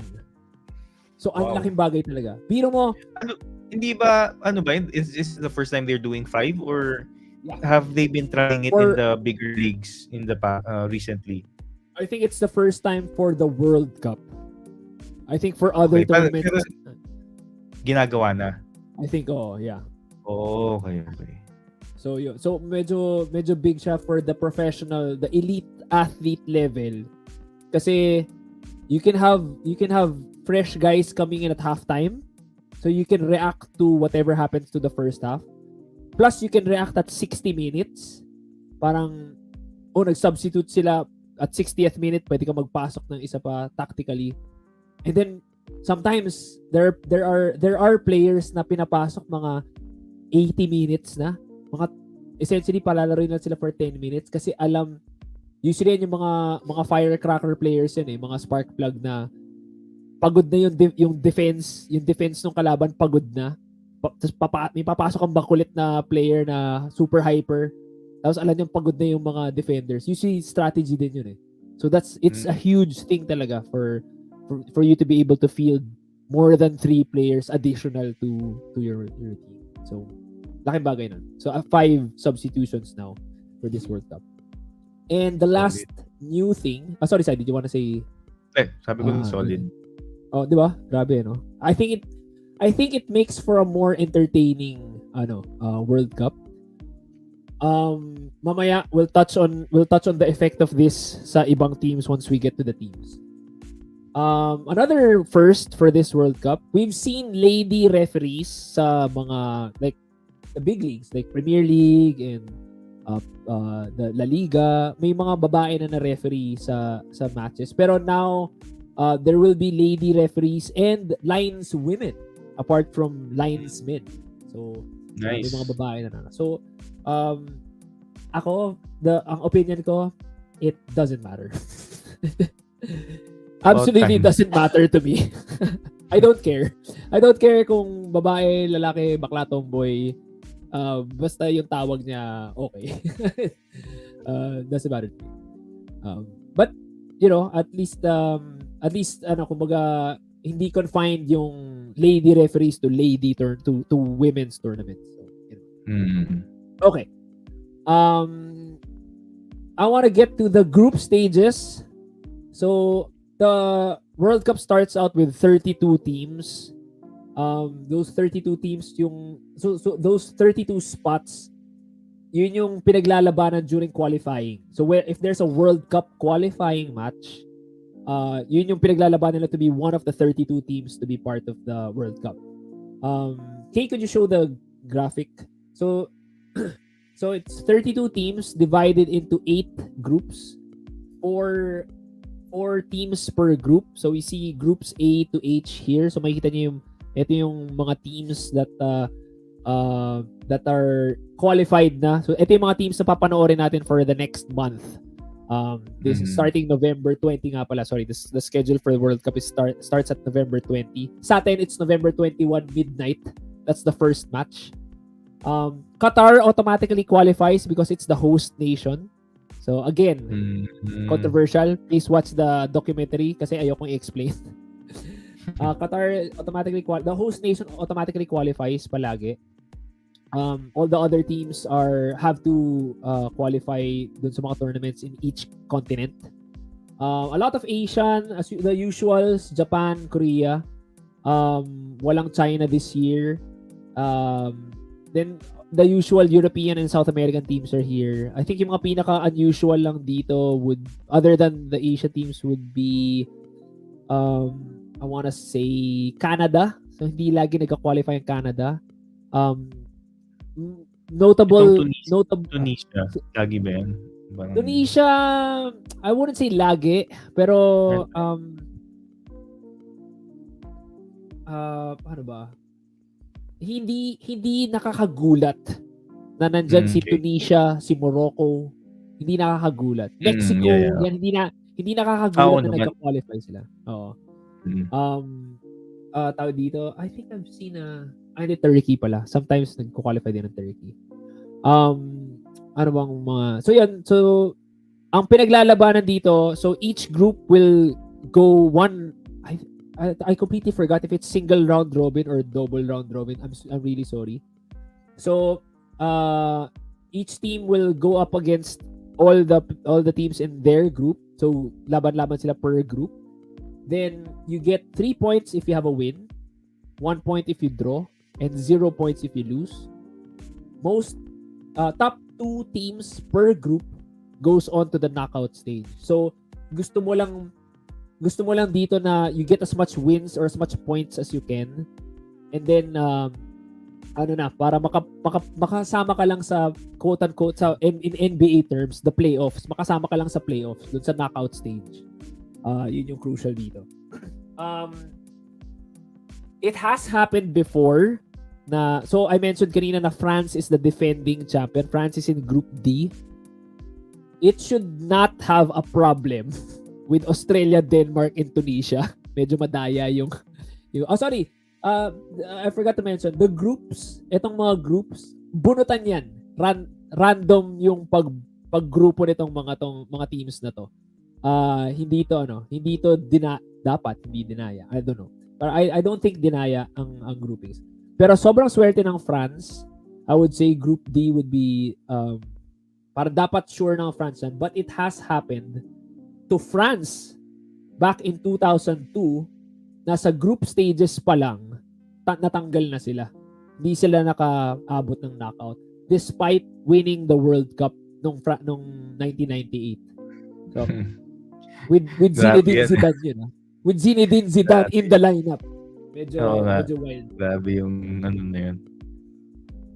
So that has happened. Parang shucks, ano yung basta parang yung restaurant sa pinanood yun natin yun eh. No. I think you're referring to the 2006 World Cup. Okay. Naalala ko yun kasi magkasama tayo, and then that was the headbutt. Okay. Sa anong restaurant yun? Sa Bellevue sa 2020. Hindi, may isa pa. May pinanood tayo sa yung restaurant sa may town banda. Pero yung sa gitna, yung sa hiwalay, near the church. Yung ano yung restaurant na inaano ni Candy Manalo, yung sa sister ni Sheila? Outback. Ano mo yun? Steakhouse? May World Cup dati doon eh. Okay. Nanood tayo doon. Tapos yun yung hindi lumagpas yung France. Iba yun? Parang yata. Ba? Anyway, basta naalala ko lang. May time din na nanood tayo doon. Yeah, so dapat ang France based on dun sa groups niya, dapat dapat makausad ang France. Wala silang excuse. Sorry, Kay, can you just show the graphic lang once again? I want to point out lang one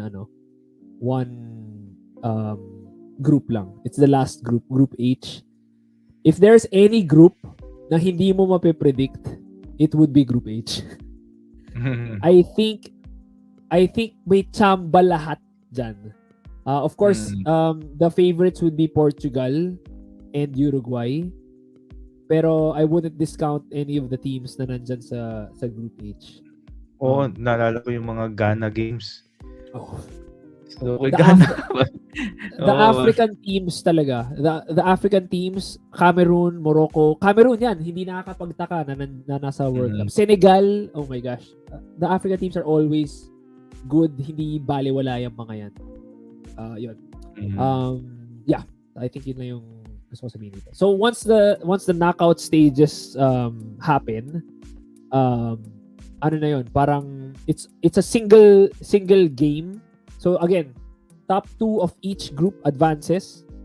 It will be top 1 of group. Let's say for example, let's just take the first 2 of Group A and Group B. Qatar and Ecuador kunyari yung nanalo sa ang 1 and 2 sa Group A, tapos England and Iran yung sa Group B. Sa knockout stages, Qatar will battle Iran, Ecuador will battle England sa knockout stage. So ganun yung magki-crisscross yung 1 and 2 of A, B, C, D, E, F, and G, H. Yun yung knockout stages. Yeah. If so I just want to say lang na dun sa knockout stage, it's single match. So isang laban lang. So dun sa minention namin ni Sai, 90 minutes. If it's draw after 90 minutes, you go to extra time. If it's draw after extra time, you go to penalty kicks pagdating na sa knockout stages. Yeah, okay na kayo. Sorry. FYI, Sai, I have a graphic. Here. So this graphic, hindi ko kailangan ipakita. I just wanna mention lang na merong ganitong, it's 2022 as you can see. So this is it's not a prediction. Hindi naman siya analytical prediction. It's just parang based on, I don't know, parang I guess past stats ganun. Past stats siguro, maybe not even stats, parang just the odds ng sa betting odds maybe. So it shows the knockout stages, and then parang the highest probability.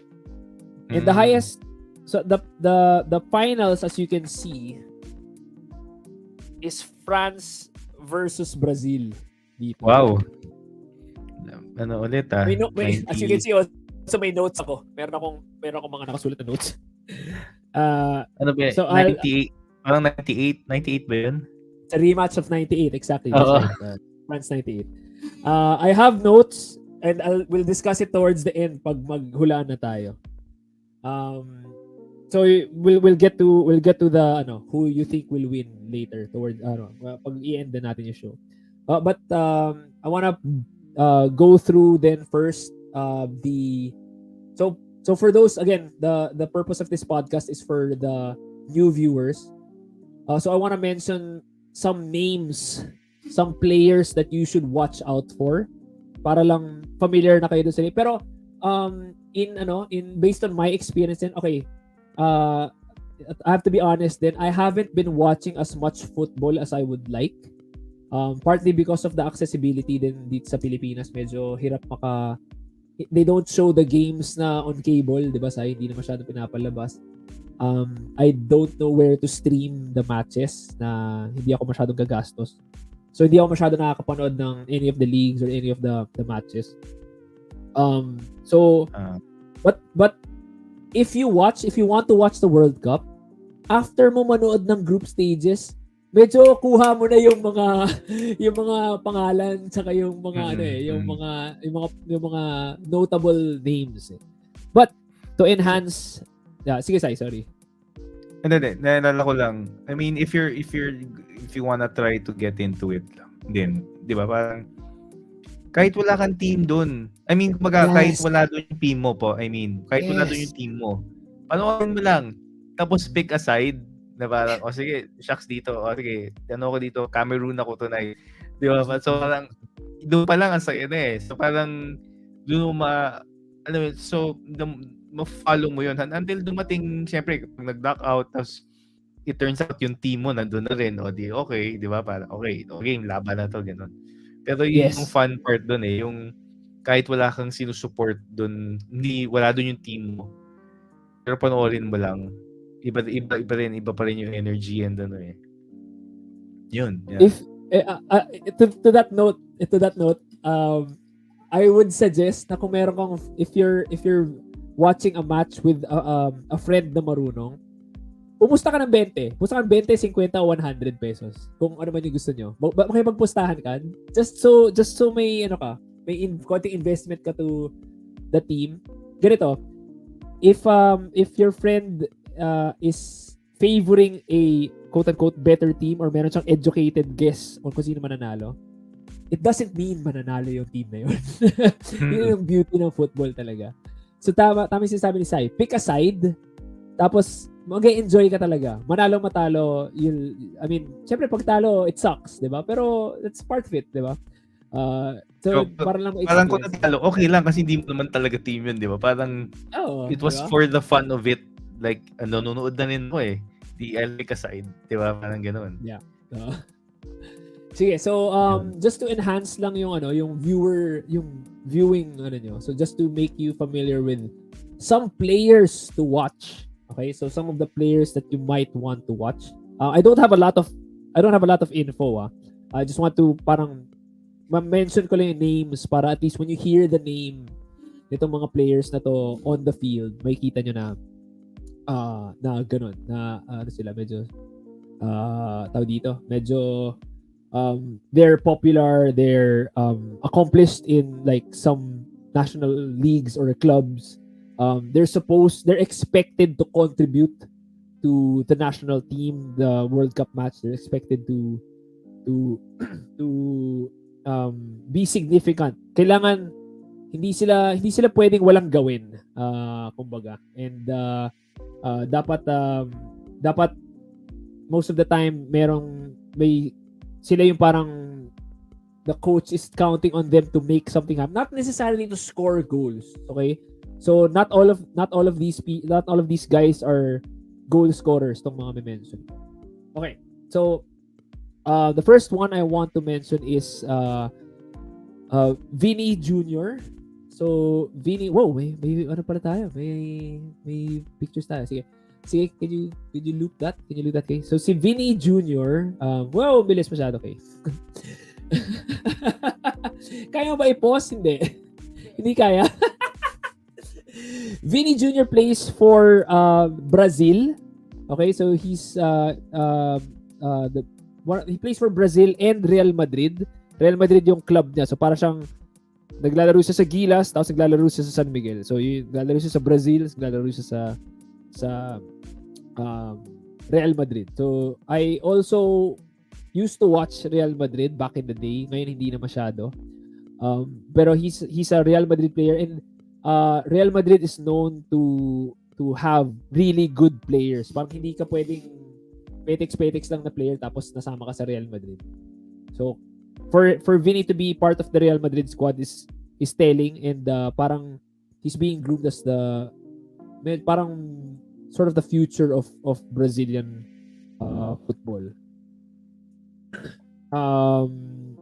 Hindi ko siya kilala, hindi ko siya masyado napapanood din kasi hindi na ako masyado na nanonood ng Real Madrid, but yeah. So he's not necessarily a goal scorer. He plays a wing. So ang expectation sa kanya ng mga ng coaches, ng coach nila would be mostly kung itong screen natin yung field. Dito siya madalas sa gilid. Mag-overlap siya. Sorry, yung overlap means dadali niya yung bola until the very end tapos ko-cross niya back to the center dito. So ganun yung kanyang role sa team. Next, kaya mo ipalabas ulit kay Kaya mo ba? Okay, tapos dumadagdag na lang. Oo nga eh. Para lang ma-recall din kami sa mukha niya. O para ma-recall din kami sa mga mukha nung una. There you go. Okay. Next on my list is Harry Kane. Harry Kane is the siya yung kanina sabi natin sa di ba? 4-3-2-1. Siya yung 1 for England. So he's the striker for Tottenham Hotspur sa Premier League. Prolific goal scorer. Ang nickname niya is the Hurricane. Hurricane. Super lakas na player and siyang superstar ng England ngayon. So they're counting on him to score all the goals for England. Next on my list is Alphonso Davies. Actually, hindi ko siya ganun kakilala. Si Alphonso Davies is Canadian.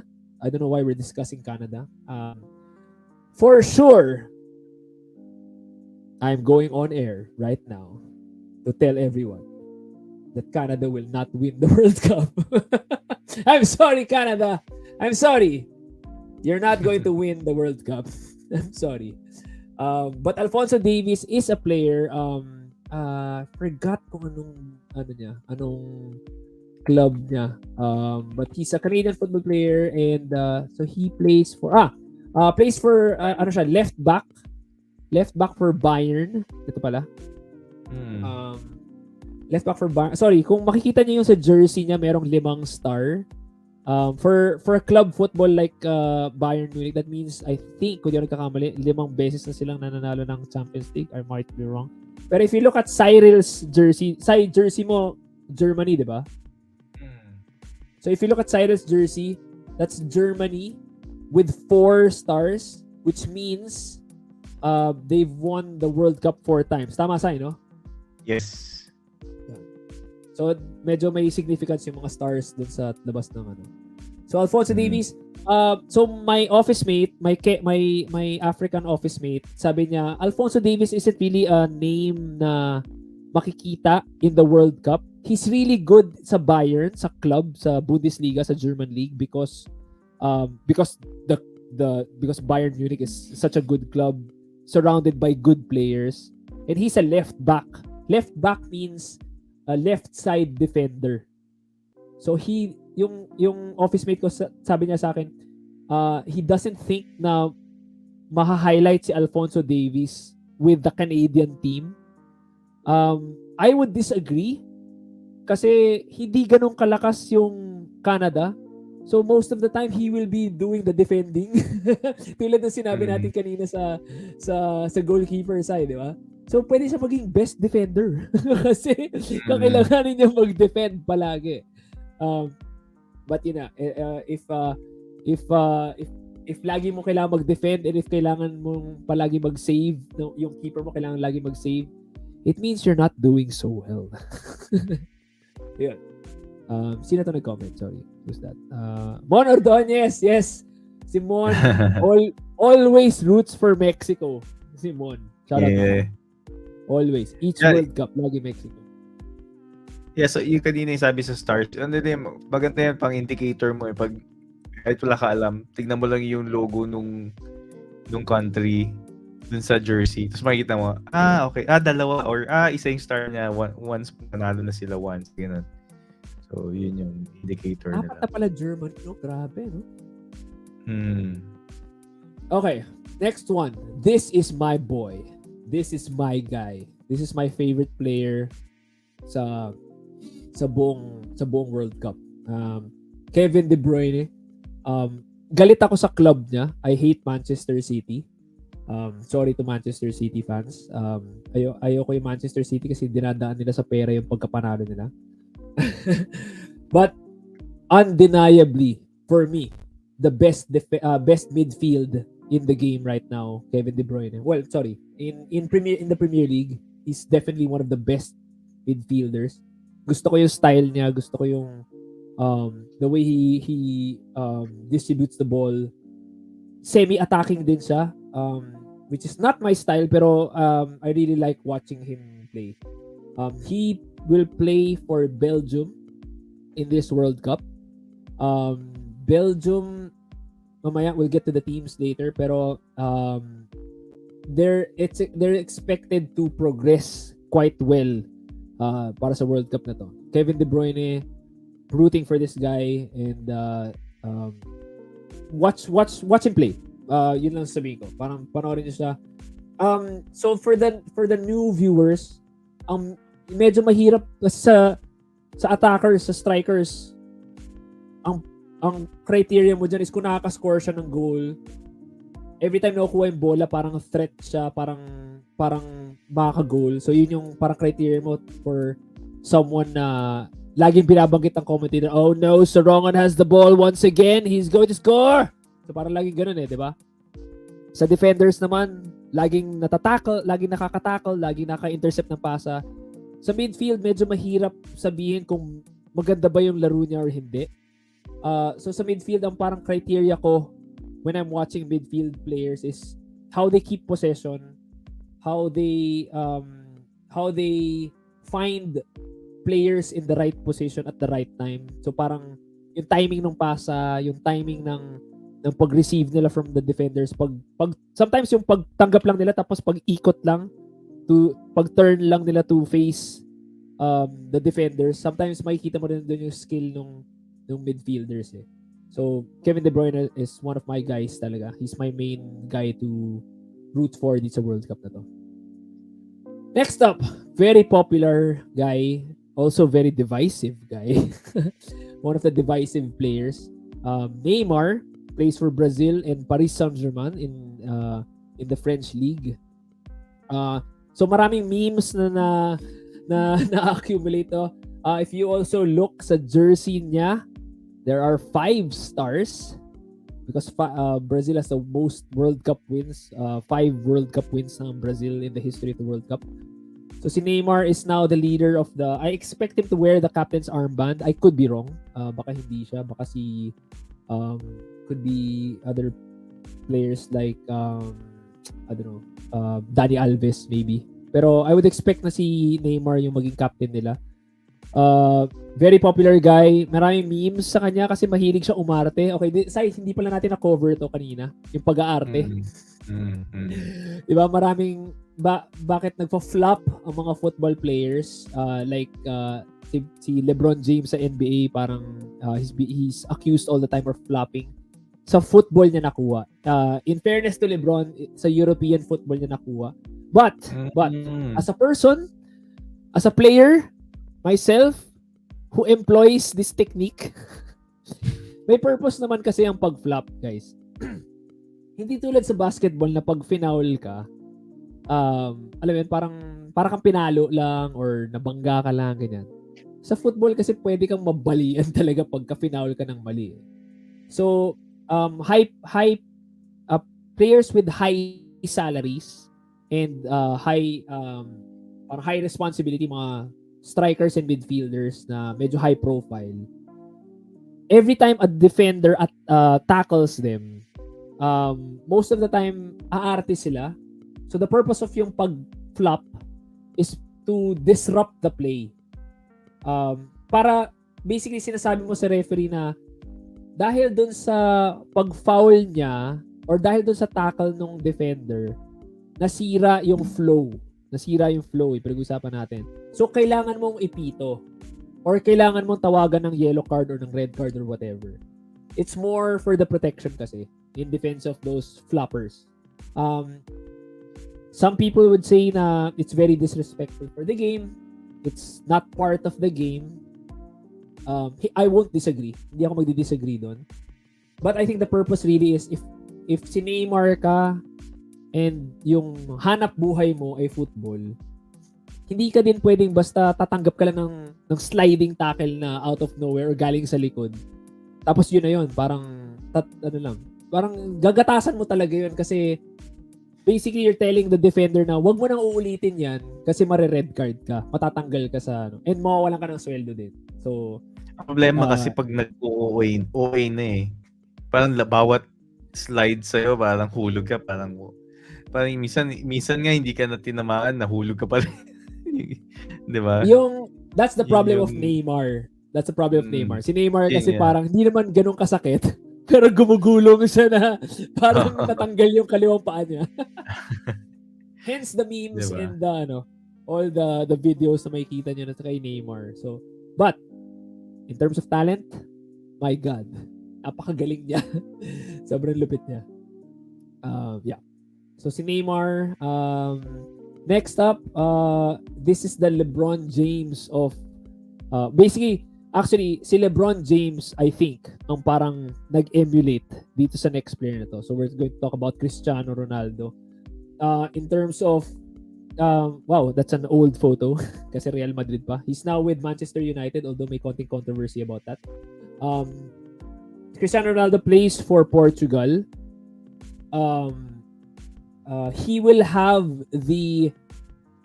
if he scores this year sa 2022 World Cup, he will have the longest time between his first goal in the World Cup and his last goal in the World Cup. Ganong katagal na siyang naglalaro. Parang nga siya si LeBron James na 13 years ng, playing professional. Sa kanya, sobrang tagal na rin niya. Some would argue that he's the greatest of all time. I don't agree necessarily. I don't want to disagree then outrightly. I think may merits dun sa argument na yun. He plays for Portugal. We'll talk about Portugal later, I think. Tama ba? Nasa listahan ko ba si Portugal? Yeah, nasa listahan ko si Portugal. I'll talk about him later. One of the highest paid athletes in the world. Specimen talaga. Para siyang may talent siya, pero in-enhance niya yung talent niya using nutrition, technology, exercise, fitness. Kumbaga, ni-nurture niya yung talent niya to become the globally known player that he is. So super popular Cristiano Ronaldo. I think this will be his last World Cup. I think if this will be the last time we'll see him play for Portugal in a World Cup tournament. Sai, ikaw ba, ano yung pagkakakilala mo kay Cristiano? Well, same lang nung sayo and most of the but yeah, I think talaga eh. He won't be here ng ganitong katagal if wala lang, di ba? Talagang he's kumbaga he could deliver kung kailangan, and he's been delivering. Hindi na siya as fast as he used to be. Hindi na siya as yung mga yung mga step over style niya. Pero through the years nag-evolve yung laro niya from yun nga yung winger, mabilis yung paa. Pagka na-fake ang kanya, ang only option na ng defender is if papatirin siya, so mag-aarte siya. Now parang nag-evolve yung laro niya long range striker to aerial. Sobrang dominating siya sa air talaga. Sa corner kick, sobrang kinakatakutan siya kasi sobrang galing niya tumiming sa headers niya. Tapos yung overall IQ niya, sobrang like elite. Super elite. Elite among the elite. Yung IQ niya. Sobrang grabe. Wala masabi sa kanya. In all honesty, he first appeared sa Manchester United as the number 7, replacing David Beckham way back the debut niya, and I hated him. I was a Cristiano hater for a long time. Parang akong Kobe hater for a long time until there nung time na yun kasi ayaw ko sa kanya because nagtatagal sa kanya yung bola. So namamatay yung flow ng offense ng Manchester United at the time. Sorry, United fan ako. So ang tagal sa kanya ng bola, dami niyang gagawing fake, tapos tatakbo niya, tapos ipapasa din naman niya dun sa player na sana napasa na niya 6 moves before niyang pinasa. Para he could have done it way before.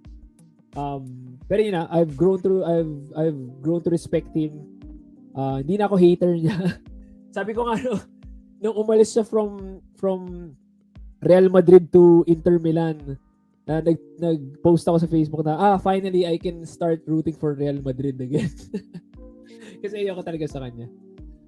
Pero I respect him and yun na, parang accomplishments niya, wala talaga akong masabi. Like, grabe. Grabe yung, as a football player to last as long as he did. Medyo intense talaga. Yun. Next, ito, mabilis na to. Si Robert Lewandowski. He plays for Bayern Munich. In the club, sorry. For this World Cup, he will play for his country, Poland. So he's Polish. What a super goal scorer. Like,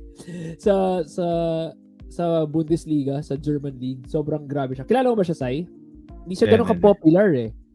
Hindi siya mainstream guy. Well, a lot of the players here, like si Vinny and si Alphonso Davies, hindi sila high profile other than like si Lewandowski, sikat lang siya sa Munich eh. Sorry, he's no longer in Munich pala. Sorry. Yeah, tama. He's no longer in Munich. Lumipat na siya to Barcelona. So now, magiging high profile na siya because of the profile of Barcelona. Pero I think most of his accomplishments were with Munich. I don't know why nakalimutan ko yan. So he plays for Barcelona now. Poland, I'm sorry to Polish people around the world. You are not going to win the World Cup this year. I'm going on air. This episode will be on YouTube. I'm sorry, Poland will not win the World Cup. I'm very sorry. It's not going to happen. Pero super galing ni Robert Lewandowski. Prolific goal scorer again. Super ganda ng timing niya. He kind of reminds me a bit like a modern Ruud van Nistelrooy, parang ganun. So opportunistic, like very opportunistic. Sometimes creates his own goals, pero most of the time parang siya yung 1, 2, 3 touch striker lang siya talaga most of the time. Next. Sorry. Too much beer. Next, we have Karim Benzema. Plays for France. I would say para siyang the veteran guy for France na ngayon. Absolute athlete. Grabe siya. Plays for Real Madrid and I think kung defender ka tapos kailangan mo siyang bantayan, parang fuck. Fuck, hassle. Kailangan kong batayin si Karim Benzema. Parang ganun yung mo. Kasi medyo siya like, hindi siya yung one of those strikers na payatot na na parang iilagan ka para maka-goal. Para siya si well, not so much like si old Ronaldo, the old Ronaldo, the Brazil Ronaldo. Pero like parang ganun siya, yung he can muscle his way through defenders kahit super tough defenders. So medyo solid. Okay. Okay, home stretch. Here we go. One of the most popular players in the whole wide world, Mr. Lionel Messi, plays for Argentina. I think like his rival Cristiano Ronaldo, I think this will be his last World Cup. He plays for Paris Saint-Germain. Teammate na si Neymar. And the debate now in the football world is who is the greatest of all time? Lionel Messi or Cristiano Ronaldo? Yun yung discussion ngayon sa football world. He was, I don't know kasi kung siya pa rin. Di ba parang, sino ba sa kanila yung highest paid? Oh, that's a good question. I don't know. Check. Highest paid footballer. Sorry. Nga naman. I'm sorry. Alam ko to. The next player na babanggitin natin is the highest paid. Okay. But number 2 and number 3. Number 2 is Lionel Messi. Number 3 is Cristiano Ronaldo. So before yung next mo, I think si Lionel kasi yung highest before, di ba? Yeah, before, yeah. Alam ko siya eh. Oo. Pero, so, I mentioned kanina si Cristiano Ronaldo is yung talent niya, ni-nurture niya from, nutrition, training, exercise, just being a physical specimen. Si Messi was not. He was too small. He was too slow. Nobody wanted him in Argentina. And then, nung napunta siya sa Barcelona, doon siya nag-flourish. And siya, nature siya. Natural footballer siya. So, kung gaano ka nurtured si Cristiano Ronaldo, si Messi naman, talagang natural lang sa kanya yung skills niya. Yung first touch niya, I've never seen anyone with the same first touch as Lionel Messi. So, sorry for the new viewers. First touch means yung yung unang tanggap mo ng bola. It's so crucial sa football talaga yung the way you receive the ball, yung first pag-touch ng bola sa paa mo, kung saan siya pupunta and paano mo na-prepare yung next move mo based on that touch. I've never seen a more exquisite first touch than Lionel Messi talaga. Yun yung debate ngayon. There's the current debate ngayon, Cristiano or Messi. Dito sa village namin, it's split. Split yung Cristiano. Ikaw ba, Sai? Meron kang Messi, Ronaldo preference ba? Or ano bang stand mo dito? Wala. Parang may kanya-kanya silang merit eh. Oo. Ako kasi, I support Manchester United. I love Real Madrid. Cristiano Ronaldo has been to both teams. Real Madrid and Manchester United. So may konting bias ako kay Cristiano, pero my God, si Messi and what he has contributed to the game din. For me, mas magaling siya kay Maradona talaga. In every way. Except for one thing, and it's this one. Neither Cristiano nor Messi has this. Wala silang World Cup win. So, is this the year? Yun yung tanong ng lahat. Is this the year na either of them can get that? Kung sino, if either of them wins, then the conversation is done. Then the conversation is tapos na. Okay. But sige, Sai, go. Given that the teams so Argentina si di ba? Tapos Portugal si But who's stronger ba? Kasi if you remove the two of them di ba? Yes. The rest of the team will dictate kasi also the direction of the, which is one of the things that I love din sa football. It's kasi it's never about one player. Kahit gaano kagaling si Harry Kane, hindi pa nananalo ang England. So it's always team first. Kailangan may team first mentality. Kailangan may 1991 Detroit Pistons mentality ka. Kailangan parang team first. It's always team first. Ano yung kailangan mong extra thing na gawin mo as a defender? Ano yung extra thing na kailangan mo gawin as a midfielder para matulungan mo yung team as a whole? Yun yung I will mention it later sa pagdating natin sa teams. Sige. Okay. Last on my list for players to watch out for, of course, the highest paid player in the world right now is none other than French striker Kylian Mbappe. Meron siyang photo with, I wanna say, si Cristiano Ronaldo na parang nagpapa-autograph siya kay Cristiano Ronaldo. Now, he's one of the best players in the world. I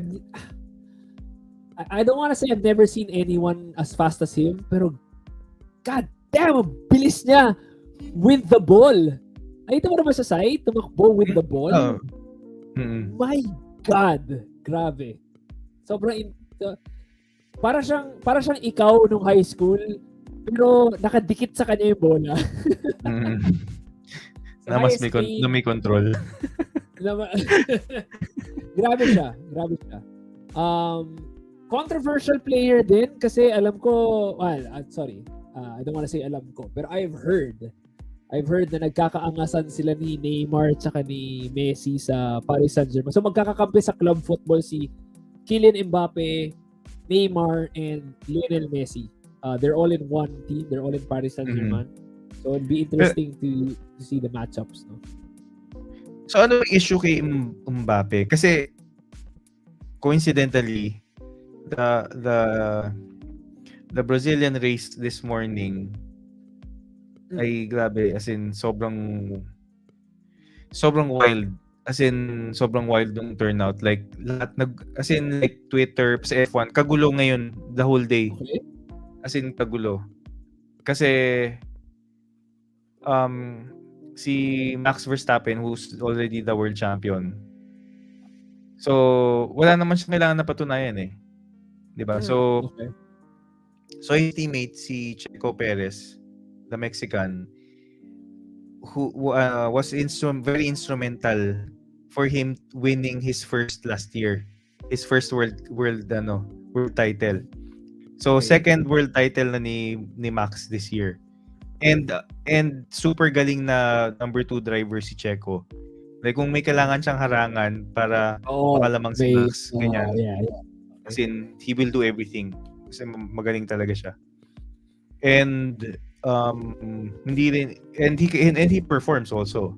That's why Red Bull also won already the constructor championship this year.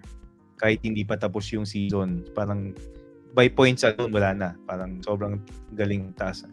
Okay, so kaya ko lang na-bring up kasi the race kanina kaya sobrang kagulo yung buong F1 world is lamang si Checo tapos si Max was behind tapos pinano siya na paunahin mo si Max, he will try to chase. Okay, so na team order siya na ano, so sige Pabia, if hindi ma-reach kung hindi mahabol ni Max si Alonso, he will give back the place kasi nauna ka talaga. Okay?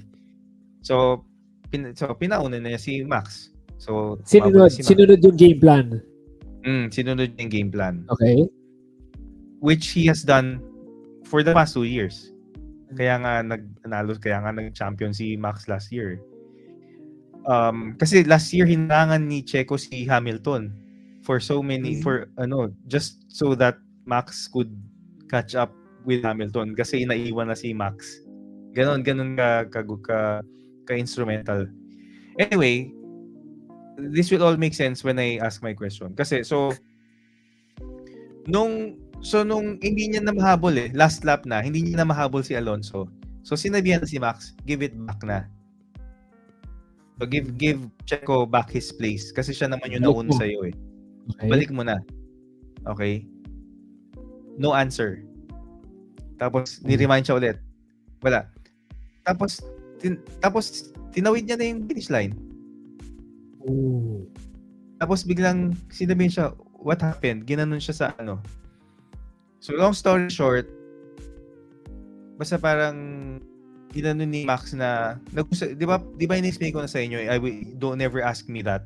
Hindi ko parang ganun. Blah blah blah blah blah. Basta sobrang BS yung reason ni Max. Naasa Max fan nakakapikon. So anyway, so galit na yun yung buong ngayon lang nag-unite yung mga Max fans, Hamilton fans na grabing bangayan, and the rest of the F1 world na parang lahat united na parang sila ulo ka Max, parang gano'n. Parang after what Checo did for the past 2 years, hindi mo tapos ano to they were like si Max, una, wala naman siya magiging kasi champion na siya sa points So, declared 2022 champion na siya. So, inuubos na lang yung season races. Yeah. So, wala na siyang benefit. Oo, parang champion ka na So, ano ba naman bigay mo sa teammate mo, di ba? At the same time, they were already at 5th or 6th place Parang kumbaga, yung swinich, yung ibibigay mong point, ay yung ibibigay mong position lang wasn't even for the podium eh. Alam mo yun? Oo So, nga. Oo nga. Wala lang. Wala. wala lang. Parang, ang kaya lang very crucial, na ibalik mo, kaya rin yung Red Bull, that's why it was crucial for them to give it back. Kasi sa points, si Checo is fighting for second place. Ganun ka-important. So kung manalo si Checo, di first world champion tsaka second place Red Bull drivers. Oh, okay. So ganun din kagaling si Checo. Like he was able to get that high. So kaya binibigay parang kasi kung binalik ni Max yung point, yung position. Yung position. Lamang si Checo sa Ferrari kay Charles. So kumbaga now that he didn't give it back, tie na sila ng Ferrari. Okay. So nakahabol yung Ferrari. Ferrari, Kaya sobrang parang wow pare. He's in a team first. Oo, as in parang hindi niya talaga inano yung team. Okay, Yun yung okay. So kaya sobrang alam mo yun, parang sobrang bad trip ko. Ayoko magsuot ng Max jersey. May impact siya na decision on his part. Kumbaga parang hindi siya it based on the results, it was quite a selfish decision on his part. Super. Super selfish kasi I mean wala ka namang mag-gain eh. Okay. 'Di ba? Parang gusto lang niyang gumanti. Parang may nangyari before sa kanila. So gusto niya lang gumanti. Pero kumbaga Chong, dapat nga palagpasin mo na 'yun eh kahit may beef ka, 'di ba? Let's say may ginawa si Checo. Kung may beef ka man, pare, pinanalo ka naman eh. As a pro. Di ba? Pinanalo ka na niya eh. So, dapat okay na yun. Sige na, di ba? So, yun yung na parang wow. Parang ayoko muna magsuot ng Max na jersey. Nakakapigon eh. Parang ganun, di ba? But, yun nga. The reason I brought it up, kasi a lot of the international comments and the memes, they were saying na Mbappe daw. So, bakit? Yun yung question ko. So, as I mentioned, in Paris Saint-Germain, it's Mbappe, Neymar, and Messi.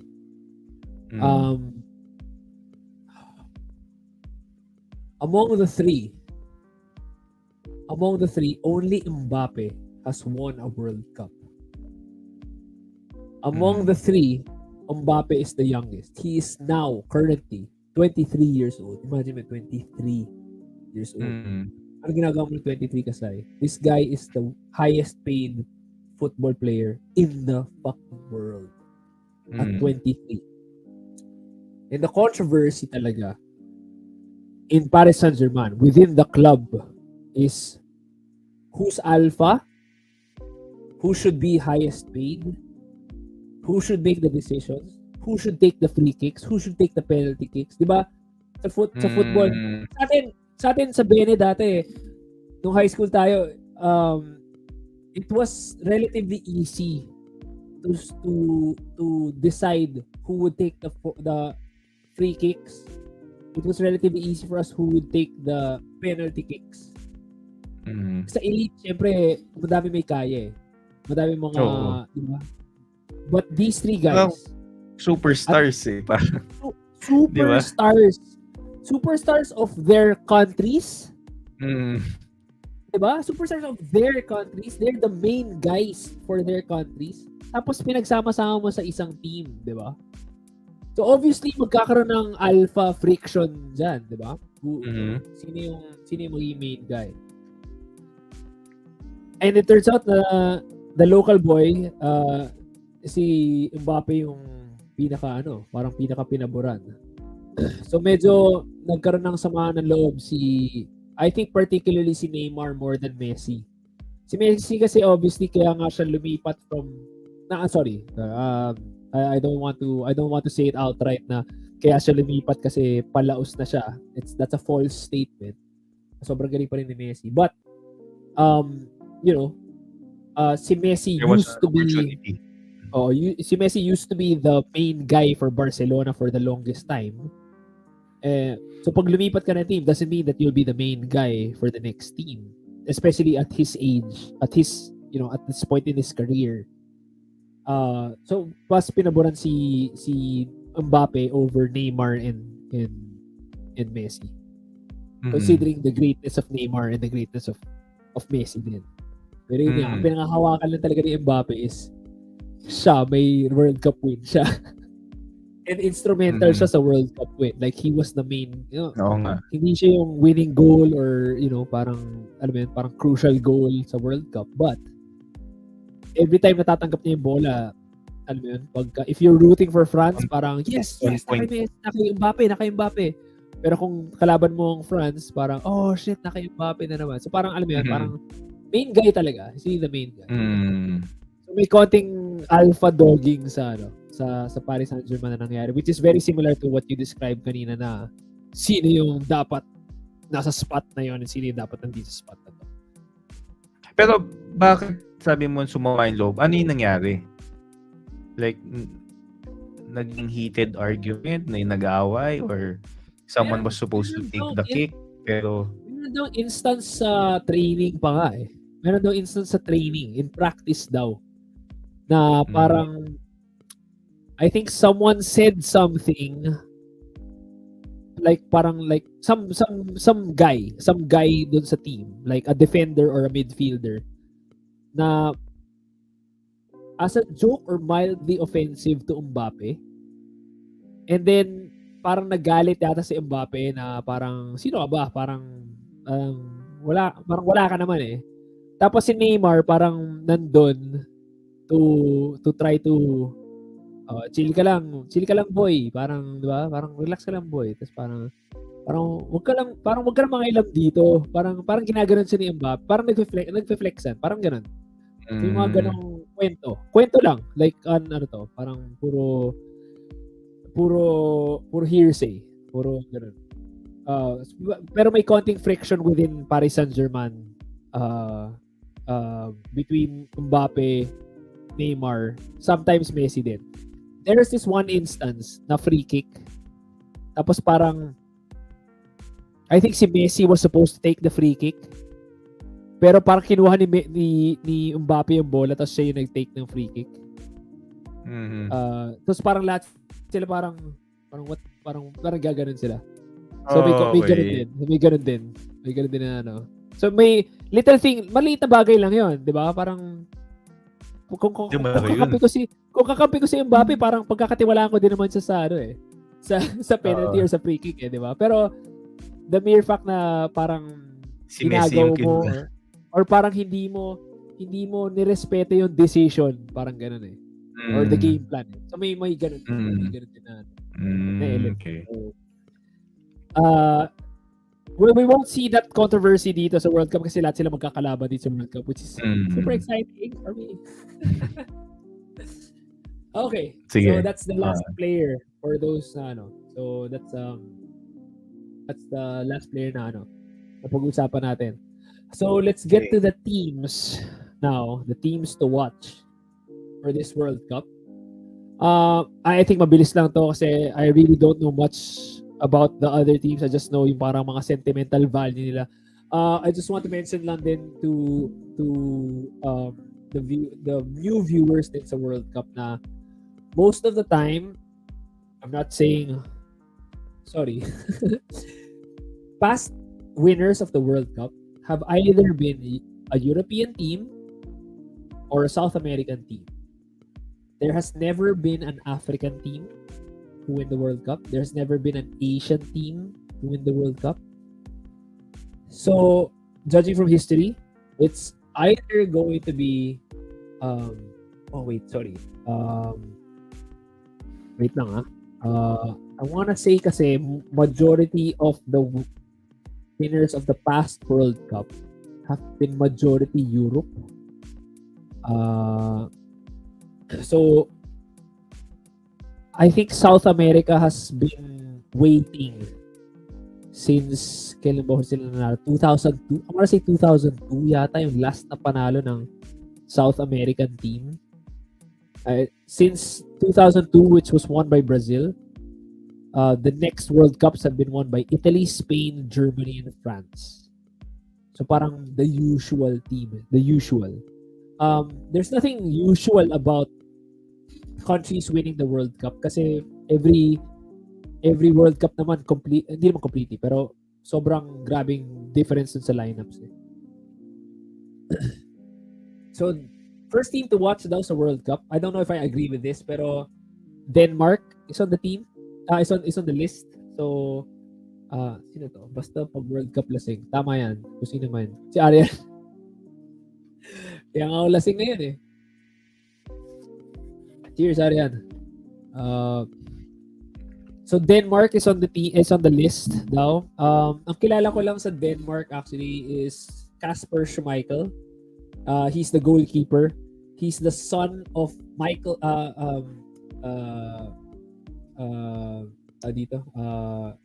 Schmeichel sa played for Manchester United. Shit. Peter Schmeichel. Sorry. Masyado maraming pale-pales. Peter Schmeichel, who was a very, very good keeper for Manchester United and Denmark. So, ang anak niya si Kasper Schmeichel is now playing for Denmark. I have no opinions of Denmark other than, well, they finished sa semis in the 2020 Euros, which was held last year. Ayos lang. Okay lang. Like, solid mag-semis sa Euro. I don't think it has anything to do with the performance for the World Cup this year, to be honest. So, we'll see. Next on the list is Portugal. Of course, Portugal is with their talisman, Cristiano Ronaldo. Veteran, again, as we mentioned. But they also have some good players like Bruno Fernandes. Plays for Manchester United. Ito na side, dito na yung mga kaninang binabaon ko na na discussions. I honestly do not think they can win the World Cup. But I can be wrong.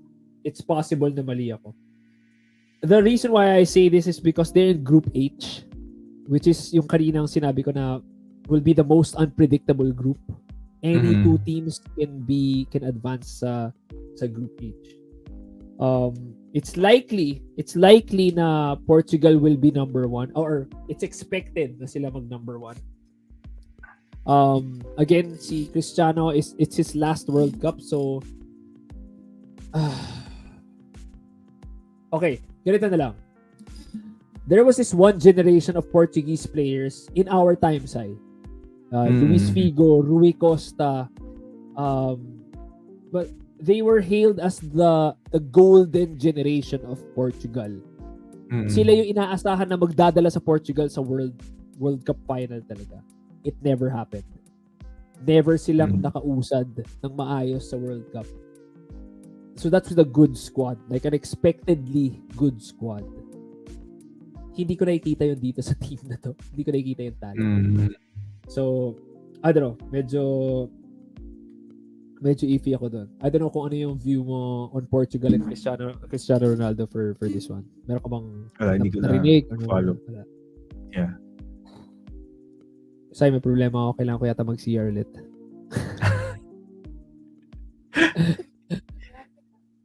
Ha? Sorry, wait lang. Sorry.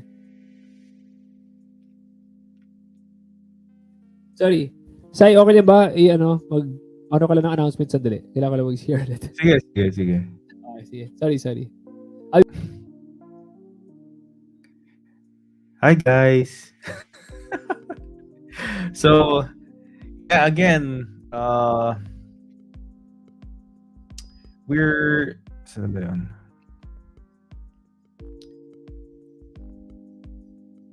Yeah, so again, once you register for our Beda 50, you can get a chance to win an entry level Orbea mountain bike valued at 36,000, care of Two Wheel Nation Cycling. So thanks, Mark. And of course, our concept for Beda 50 is a music festival. So there will be a bunch of bands and musical artists, mga dancers. Basta it's again, like I said, it's gonna be like a family event. So there will be a lot of things happening throughout the day na pwede nyo ma-enjoy habang nagtutour kayo, tinitingnan ko what's happening, kumusta na yung beda. And yeah, so again, for 97, catch up with registration, 1 to 50 lang. Do it. Okay, Ace. Do it. Alright. Sorry, Sai. Next to Portugal is my sentimental favorite, the Netherlands. Actually, yung choice ko was this or magne-Netherlands ako na jacket. Meron ka? Anong kulay? Anong kulay yung jacket? Yung Black. orange. Yeah, L'Orange. Okay, so L'Orange is the orange team. So Netherlands is the only team to sport a orange jersey sa World Cup. The colors kasi ng mga teams are based on traditional like 1930s colors pa nila. So yun yung kinikerry nila until now. So the Netherlands have always been orange. I say sentimental favorite because the Netherlands, sila yung first, Ajax Amsterdam is the first team I fell in love with. Sila yung nag-start ng love affair ko with football. This year, the Netherlands has good technical foundation. So technical football, okay sila. Although they're not as talented as the other teams, wala silang mga high-profile players. Wala silang mga wala na yung mga superstar. high profile. Oo. Wala na kasi. Wala silang highest paid athletes. Wala silang ganun. But that's not always an indicator na hindi ka magpo-progress sa World Cup. Di ba, Sai? I mean, sino ba last year? I think parang Belgium umabante rin ng maayos nung 2018. So, di ba? Wala naman silang mga superstar. Wala silang Cristiano or Mbappe or ano. So, it's not always an indicator. But, yun nga, parang if ever there was a weakness sa Netherlands team, it's wala silang super mega star. Wala silang talisman, wala silang magbubuhat, wala silang carry hero, kumbaga. Sino daw? Si Ariel. Mas marami daw chick sa Iceland. Okay. Di ko gets, Ariel. Di ko gets kung bakit mas maraming chick sa Iceland. Woo! Yung cheer ng Iceland.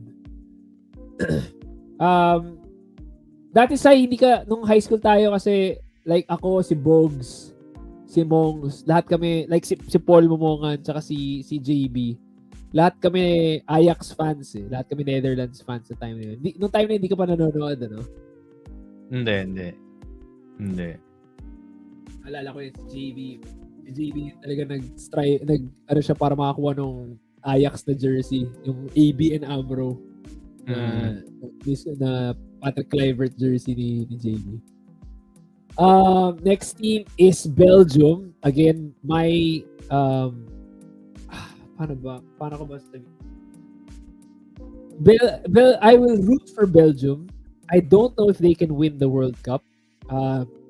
They have my favorite player of the tournament, Kevin De Bruyne. They finished third sa last World Cup.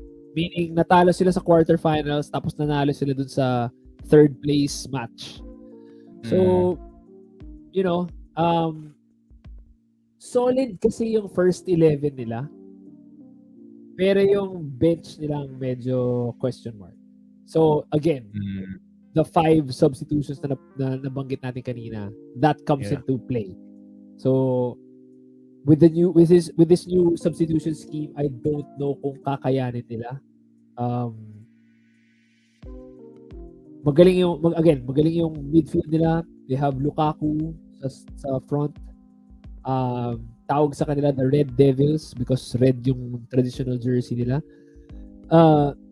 Pero yun, yung substitutes nila, medyo ganun daw according to my consultation this afternoon with my office mate. Next, we have Spain.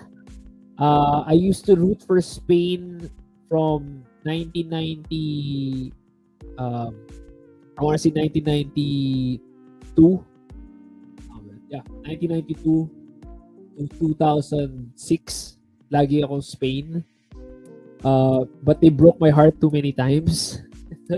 Nung time na hindi na ako nag-root for Spain, saka sila nagpapanalo na sa World Cup. Although the Andres Iniesta's era has come to an end. Wala na si Iniesta sa Spain team. So parang nandun pa rin sila sa stage na they're still trying to emulate yung old style nila, which is known as death by 1,000 passes. So parang pasa hanggat sa may mangyari. Pero nung time na nananalo sila ng World Cup tsaka ng Euro, basta nandun si Andre Iniesta, effective yung death by 1,000 passes. Pero nowadays, parang hindi na sila masyadong kinakatakutan.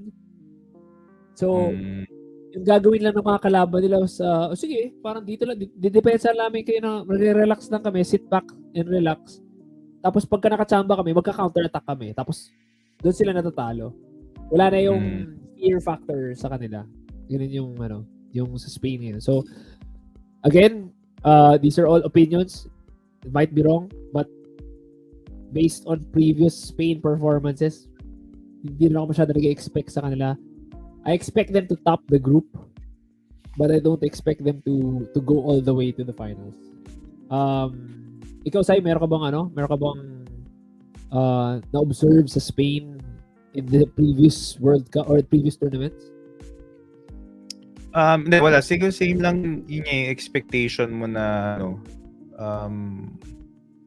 kasi one would really say think malakas din talaga sila eh. Diba? So pero I remember like Spain versus Portugal noon. Diba? I think yung so yeah, I mean yung style nila talaga yung style nung time nila Xabi Alonso, nila Sergio Ramos, yung time na yun talaga that style of football was yung favorite ko, which used to be the style of Ajax and the Netherlands nung late 90s, nung France 98. Nung France 98, super hardcore Netherlands talaga ako. That was the style of football na nilalaro ng Spain nitong modern times nitong time na to. Yung complete possession football, bumabalik hanggang keeper yung bola, tapos set up ulit, tapos stretch yung defense para maka-set up sila ng magandang opensa. Yun yung gusto ko football talaga. Pag makalaban niyo ako sa FIFA, ang objective ko is by the end of the match, yung possession will be 70% sa akin tapos 30% sa iyo. Parang yun yung favorite style of football ko talaga. But although matagal ang possession sa Spain nowadays, parang hindi sila nakakausad. Hindi sila nakaka-convert to goals and wins. Hindi tulad dun dati. So, yun na yung nitpick sa Spain. Ito, okay. So, we go to, I think, your team, Sai. Pedro, tama ba? It's your team. Germany. We're going to Germany now. Germany has always been technically sound, trying to be consistent. Ito yung pinakamagandang compliment na narinig ko for Germany's team. The German team is much greater than the sum of its parts. So if you look at the team, I think you still have sino yung mga ano nila, mga yung forward nila, I think dati si Klose. Yeah, sorry, google ko. German national football team. So you have Thomas Müller, keeper, solid. Manuel Neuer. Si Neuer is one of the best keepers I've seen. Grabe siya. Like, instinctively, sobrang galing niya. Parang siyang si Arian Ligarte. Yun. Sino mga ano to? Thomas Müller pala. I was thinking of Thomas Müller sa offense nila. Götze, I don't know kung naglalaro pa si Götze sa, like, is he still playing na? Si Götze yung naka-super goal nung World Cup 2014. Solid goal to win the World Cup. So ito yung one of those teams na hindi sila superstar composed, pero when they play together, medyo sobrang nakaka-achieve sila. So maybe there's chance. I think there's chance for Germany to add an additional star sa jersey nila. Götze, nandun pa. Ano na? Tinitingnan ko yung list ngayon eh. Müller, no. Meron ka bang wala na yung mga favorites ko eh. Like, yung favorite ko si Lam and yung si Boateng, yung kambal nung Boateng sa Ivory Coast ba? Ghana? Yung isang Africa, di ba? And the keeper. Like, ang keeper talaga, the goalkeeper, ang goalkeeper kasi parang pwede kang maging goalkeeper kahit like relatively matanda na. Neuer, who is the captain, is currently 36 years old. That's pretty old for a field player, pero for a keeper parang medyo tama lang. Like, tama lang na naglalaro pa rin siya. So I don't know. I don't want to say na they can win all the way kasi ano ba sabihin? I think it's a higher likelihood na hindi sila mananalo ng finals than mananalo sila. But I think maganda yung chances nila to at least reach the finals. So maganda yung chance to get to the finals. Depende kung sino kalaban nila.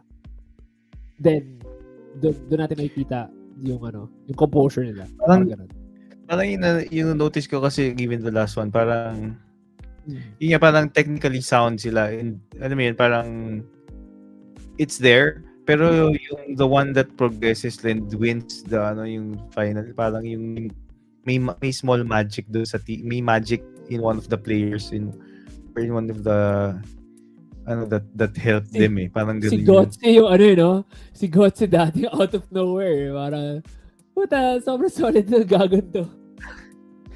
Yun. Out of nowhere siya eh. Yun yung, but I think, yeah, mas abangan na lang natin. Sige. Next, Brazil. Okay, Brazil is always a favorite to win. Always a favorite to win. Even during the World Cup na nag-host ang Brazil tapos sobrang kadiri ng performance nila, they were still expected to win. Even during the South African World Cup na again, medyo nag-lackluster na naman sila, they were still expected to win. Now, in this World Cup prediction that I'm holding, they're expected to be in the finals. So, laging high expectation ng Brazil, or otherwise known as the Samba Boys. They have good players. Skill-wise, wala kang masasabi sa kanila. I do not think they will win the World Cup. Oh my God, I can't believe I'm saying this. I can be wrong. Hindi ko na-expect na manalo sila. I really don't see it. I don't see them defending.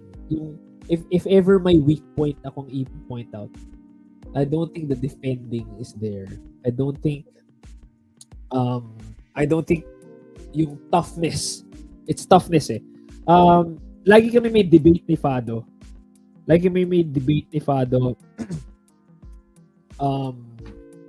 Actually dun sa in some articles they are favored to win the whole thing. Ako personally, lagi kami may debate ni Fado na ano yung tougher competition? Is it the World Cup or the Champions League? Ang argument ko palagi is the World Cup is tougher because sa Champions League, that's the club tournament every year. That's once a year. Once a year nangyayari yun. Sa Champions League kasi, the players who play there are already paid. Kumbaga, maganda na yung mga kontrata ng mga yon kasi they're all in high-profile clubs who have invested a lot of money and may capital infusion na sila to pay those players. Sa World Cup kasi, the reason why I say the World Cup is harder and more competitive is because sa World Cup, it's every 4 years lang. So you have limited chances na magpasikat ka. And ang pinaka nagpapasikat sa World Cup talaga are the defenders. Yung mga defenders, yung mga fullbacks, and mga backs talaga yung they will do anything. Lalo if you're Brazilian, if you're from Ghana, Cameroon, Senegal, this is your chance na makakuha ka ng kontrata sa Premier League sa England, sa La Liga sa Spain, sa Bundesliga sa Germany. So you will do everything para mapakita mo yung worth mo na makakuha ka ng kontrata dun sa big leagues na yun. So I remember Italy winning the World Cup in 2006 World Cup, and ang star players nila were the defenders. After that World Cup, kinuha sila sa Premier League, kinuha sila sa Real Madrid sa Spain, because of their performance sa World Cup. So that's why I think sa World Cup, it's the defense really has a huge part to play talaga. Brazil has world-class stars like Neymar, midfielder nila si Casemiro plays for Manchester United, Fred, Dani Alves, solid players. Pero at the end of the day, it's sino yung mas gigil na depensa for me sa World Cup talaga. Sino yung mas gigil na depensa? Yun yung nakikita ko na problem. That's why we have winners like Spain. They have Sergio Ramos. Germany, you have Boateng, Lam, no time na nanalo sila. All solid defense against premier elite offense. Yun yung criteria ko talaga for winning the World Cup. I could be wrong for Brazil, but I don't even think they'll reach the final. Oh my gosh, I can't believe I'm saying it. Pero we'll get to the predictions later. Pero ikaw, Sai, how far do you think Brazil will get?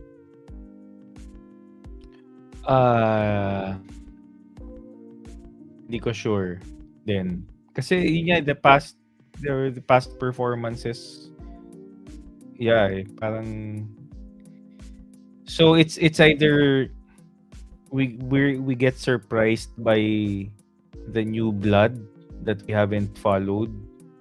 'Di ba? Na parang, shucks, solid, ang gagaling pala nitong bagong, or not.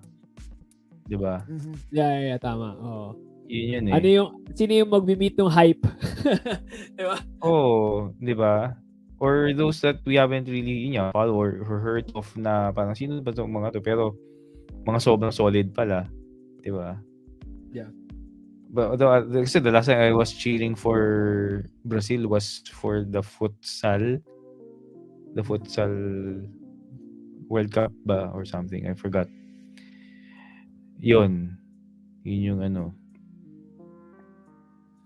Last time Brazil won was 2002. That was with Rivaldo, Ronaldo, Roberto Carlos. Sobrang dream team nung World Cup. Yun nga, 'di ba? Sobrang dream team. So Yeah, so I think we hope na the new names would deliver also. Hindi ko nakikita ang dream team ang Brazil, to be honest. Ngayon. That's why I have my doubt. Okay, here we go. Last two. Argentina, because of Lionel Messi. One of my favorite players also, Angel Di Maria, is with Argentina. I think that combination of the talismanic presence of Lionel Messi plus the motivation of the Argentinian team has a winning formula. I think they will do everything. Kumbaga parang para sa kanila, this is Messi's last chance. Gagawin nila ang lahat para kay Messi. Tingin ko lang. How are they ba nung last? Parang they... How are they ba? Let me check lang. Parang not so good eh. Oo eh. Sorry. Teka. Parang I remember...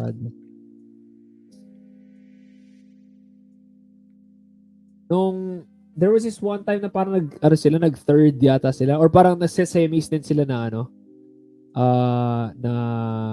na eliminate. So I think best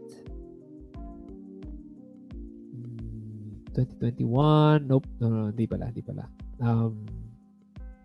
think best finish nga nila was was the finals ba? Parang was if or sa ano ba yun? Although in Messi's defense nanalo na rin siya ng nung best team in South America, yung ano na yun, yung tournament na yun. But ang tagal na nilang hindi na nanalo ng anything. Yun yung problema sa Argentina eh. Parang they haven't been in that stage for a very long time. Yun nga eh. Best meron ako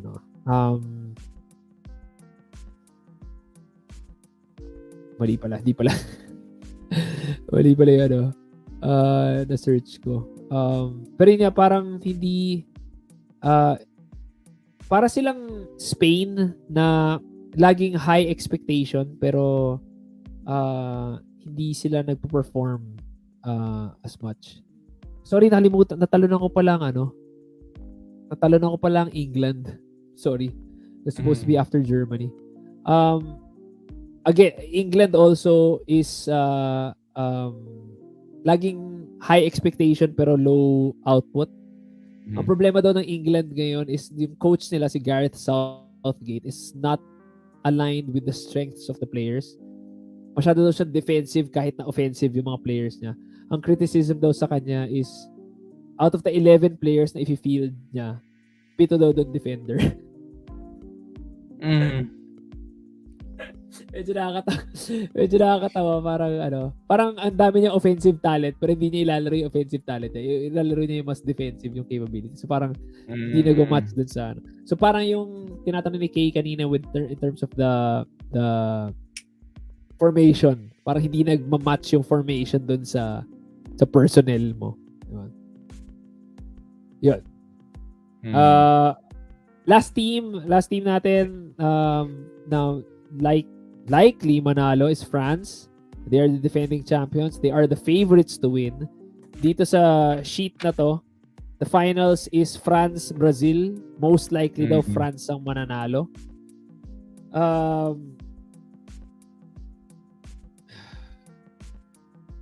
Ang notes ko lang dito na hindi nyo nakikita kasi sa pencil ko sinulat.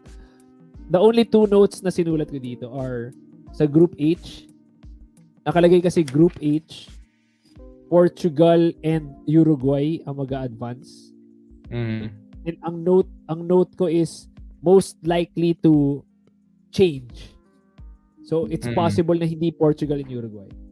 And then my other note is dito. Instead of Netherlands dito, I think it's going to be Argentina. I think instead of Brazil, I think it's going to be Argentina. Ito nga din ako sa Argentina 2018 sa round of 16 Sa sila. sa first pa lang. Oh. First pa lang tanggal na. Knockout na sila. Yun yung naalala ko nun eh. I think hindi ko maalala pero they have not progressed well.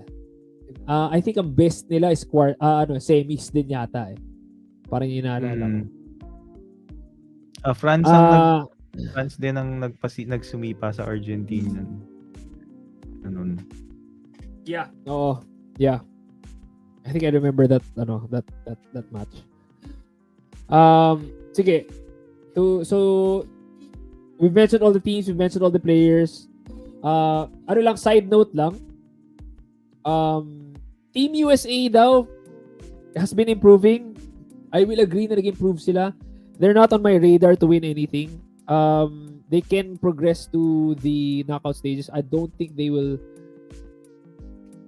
progress to anything beyond the second round.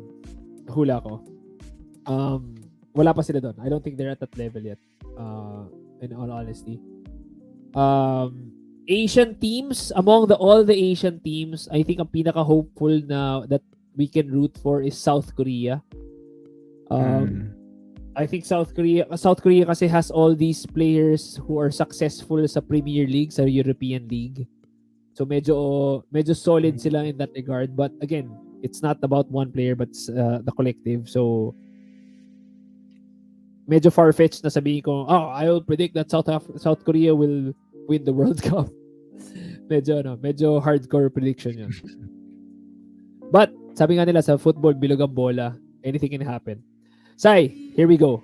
Final question of the night. Final questions. 2 questions. I'll present 2 questions to each of us. Sino yung dalawa sabay Sino yung tingin mo mananalo ng World Cup? You can mention kung sino yung tingin mo maglalaban sa finals. Tapos, sino yung gusto mo manalo? So, two main questions. Sino yung tingin mong mananalo?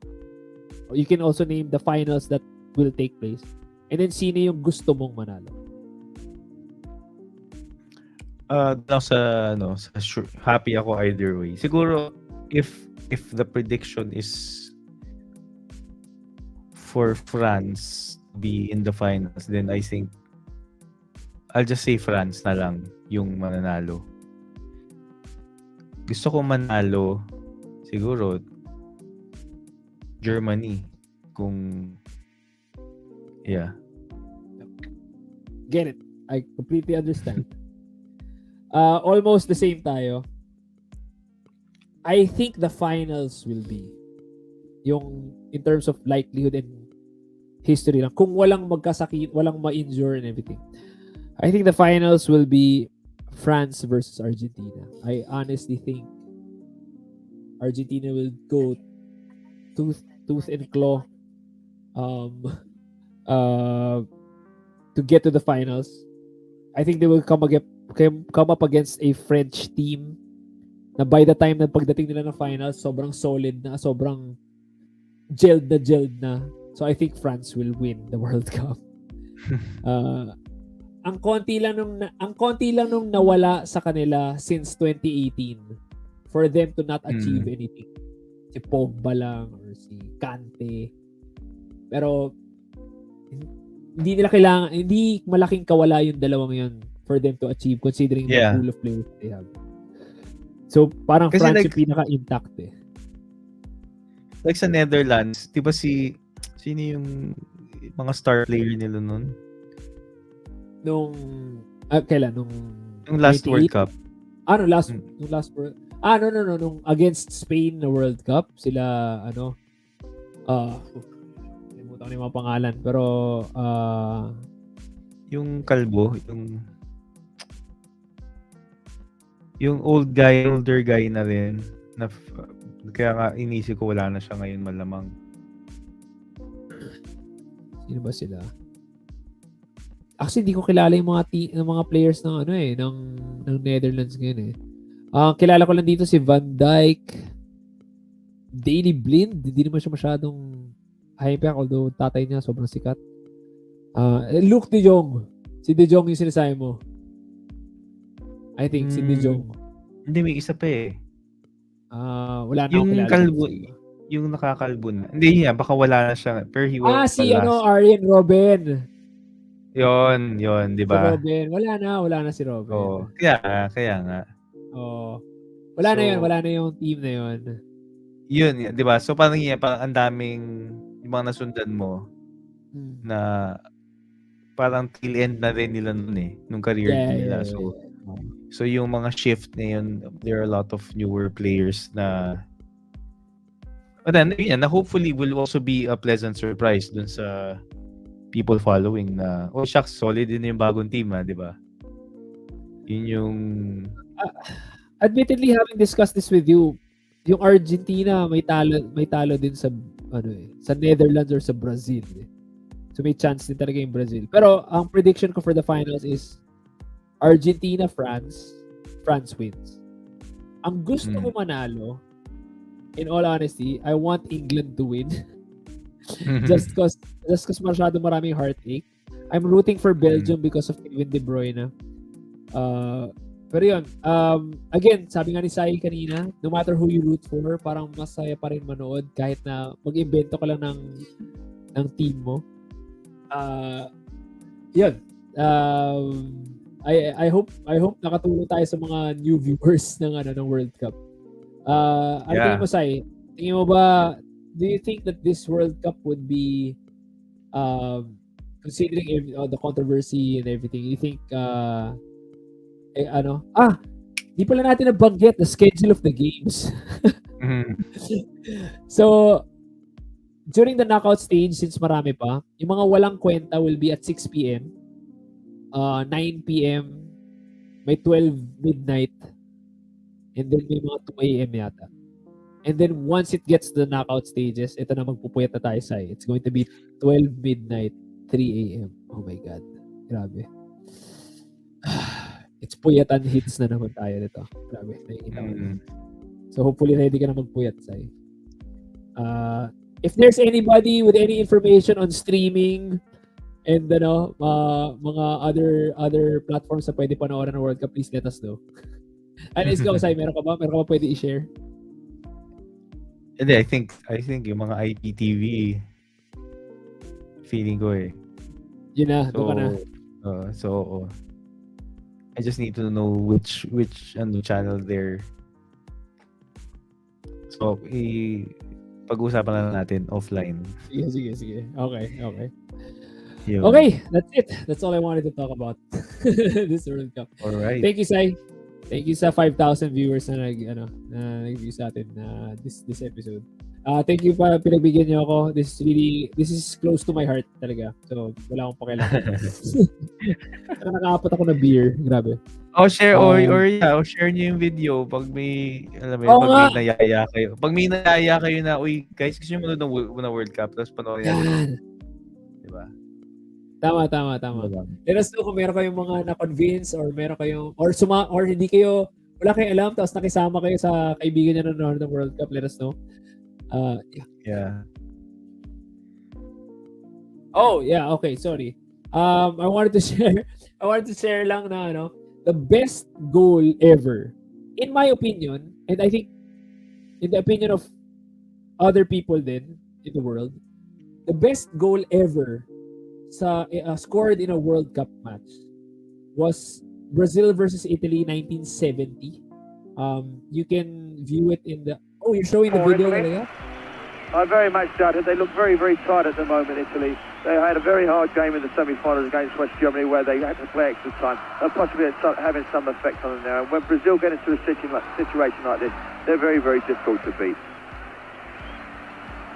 Yes, it would be cruel to say it, but giving away a 2-goal advantage can only happen once in the 1970 World Cup, and we know who did that.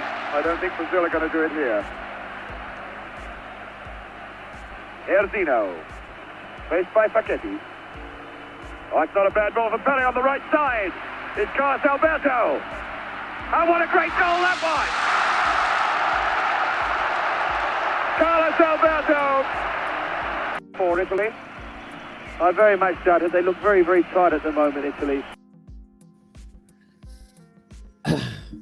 Voted as best goal scored in a World Cup match. I think elements kasi na criteria is nanggaling sa defense. The possession was kept all the way to the goal. Pele passes to Carlos Alberto to score the goal. Wala. Just you can ask any football player. That's one of the best talaga. For me, it's the best. For me, it's the best World Cup goal talaga. Just na emphasize yung team play. Yeah. Yun lang. Wala. Nagulat ako pinalabas pa ni Kayo. Yeah. Yun lang. So thank you everyone. Yeah, you were saying- Yeah. Yeah. You were saying before you said best goal. May sinasabi ka kanina eh. Yun. That was it. That's the best goal. No, before na-bring up yung best goal, may sinasabi ka nun. Tapos biglang, ay, best goal. Ano sinasabi ko?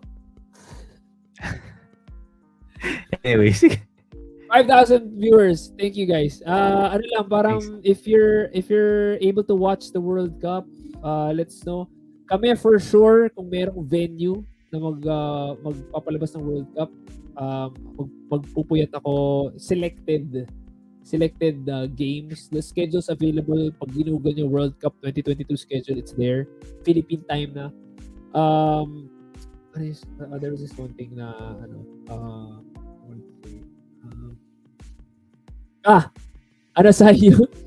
yung venue natin for the batch 97. So sinasuggest ko lang na sana merong way to view a World Cup match kasi may schedule ng games at that time. Yun lang.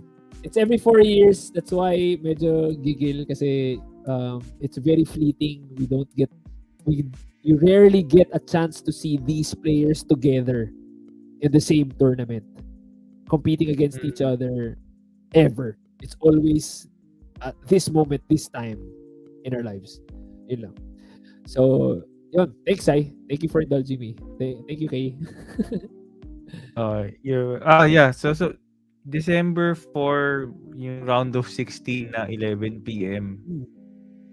December 4. So, hindi, yun yung homecoming. Sinasabi mo.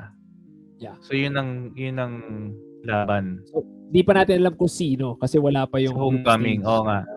So, may 11 p.m. 11 p.m. Tsaka 11 p.m. tsaka 3 a.m. Wala na yung 3 a.m. Wala na yun. Actually, pwede pala. Kasi naka-leave ako ng December 5. Let's go! Yun. Thanks, guys. Thank you, Sai. Salamat sa Thanks, man. pinagbigyan niyo ako. Yeah, thanks for watching, guys.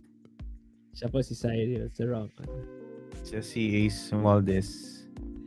And this has been that. 97. Show.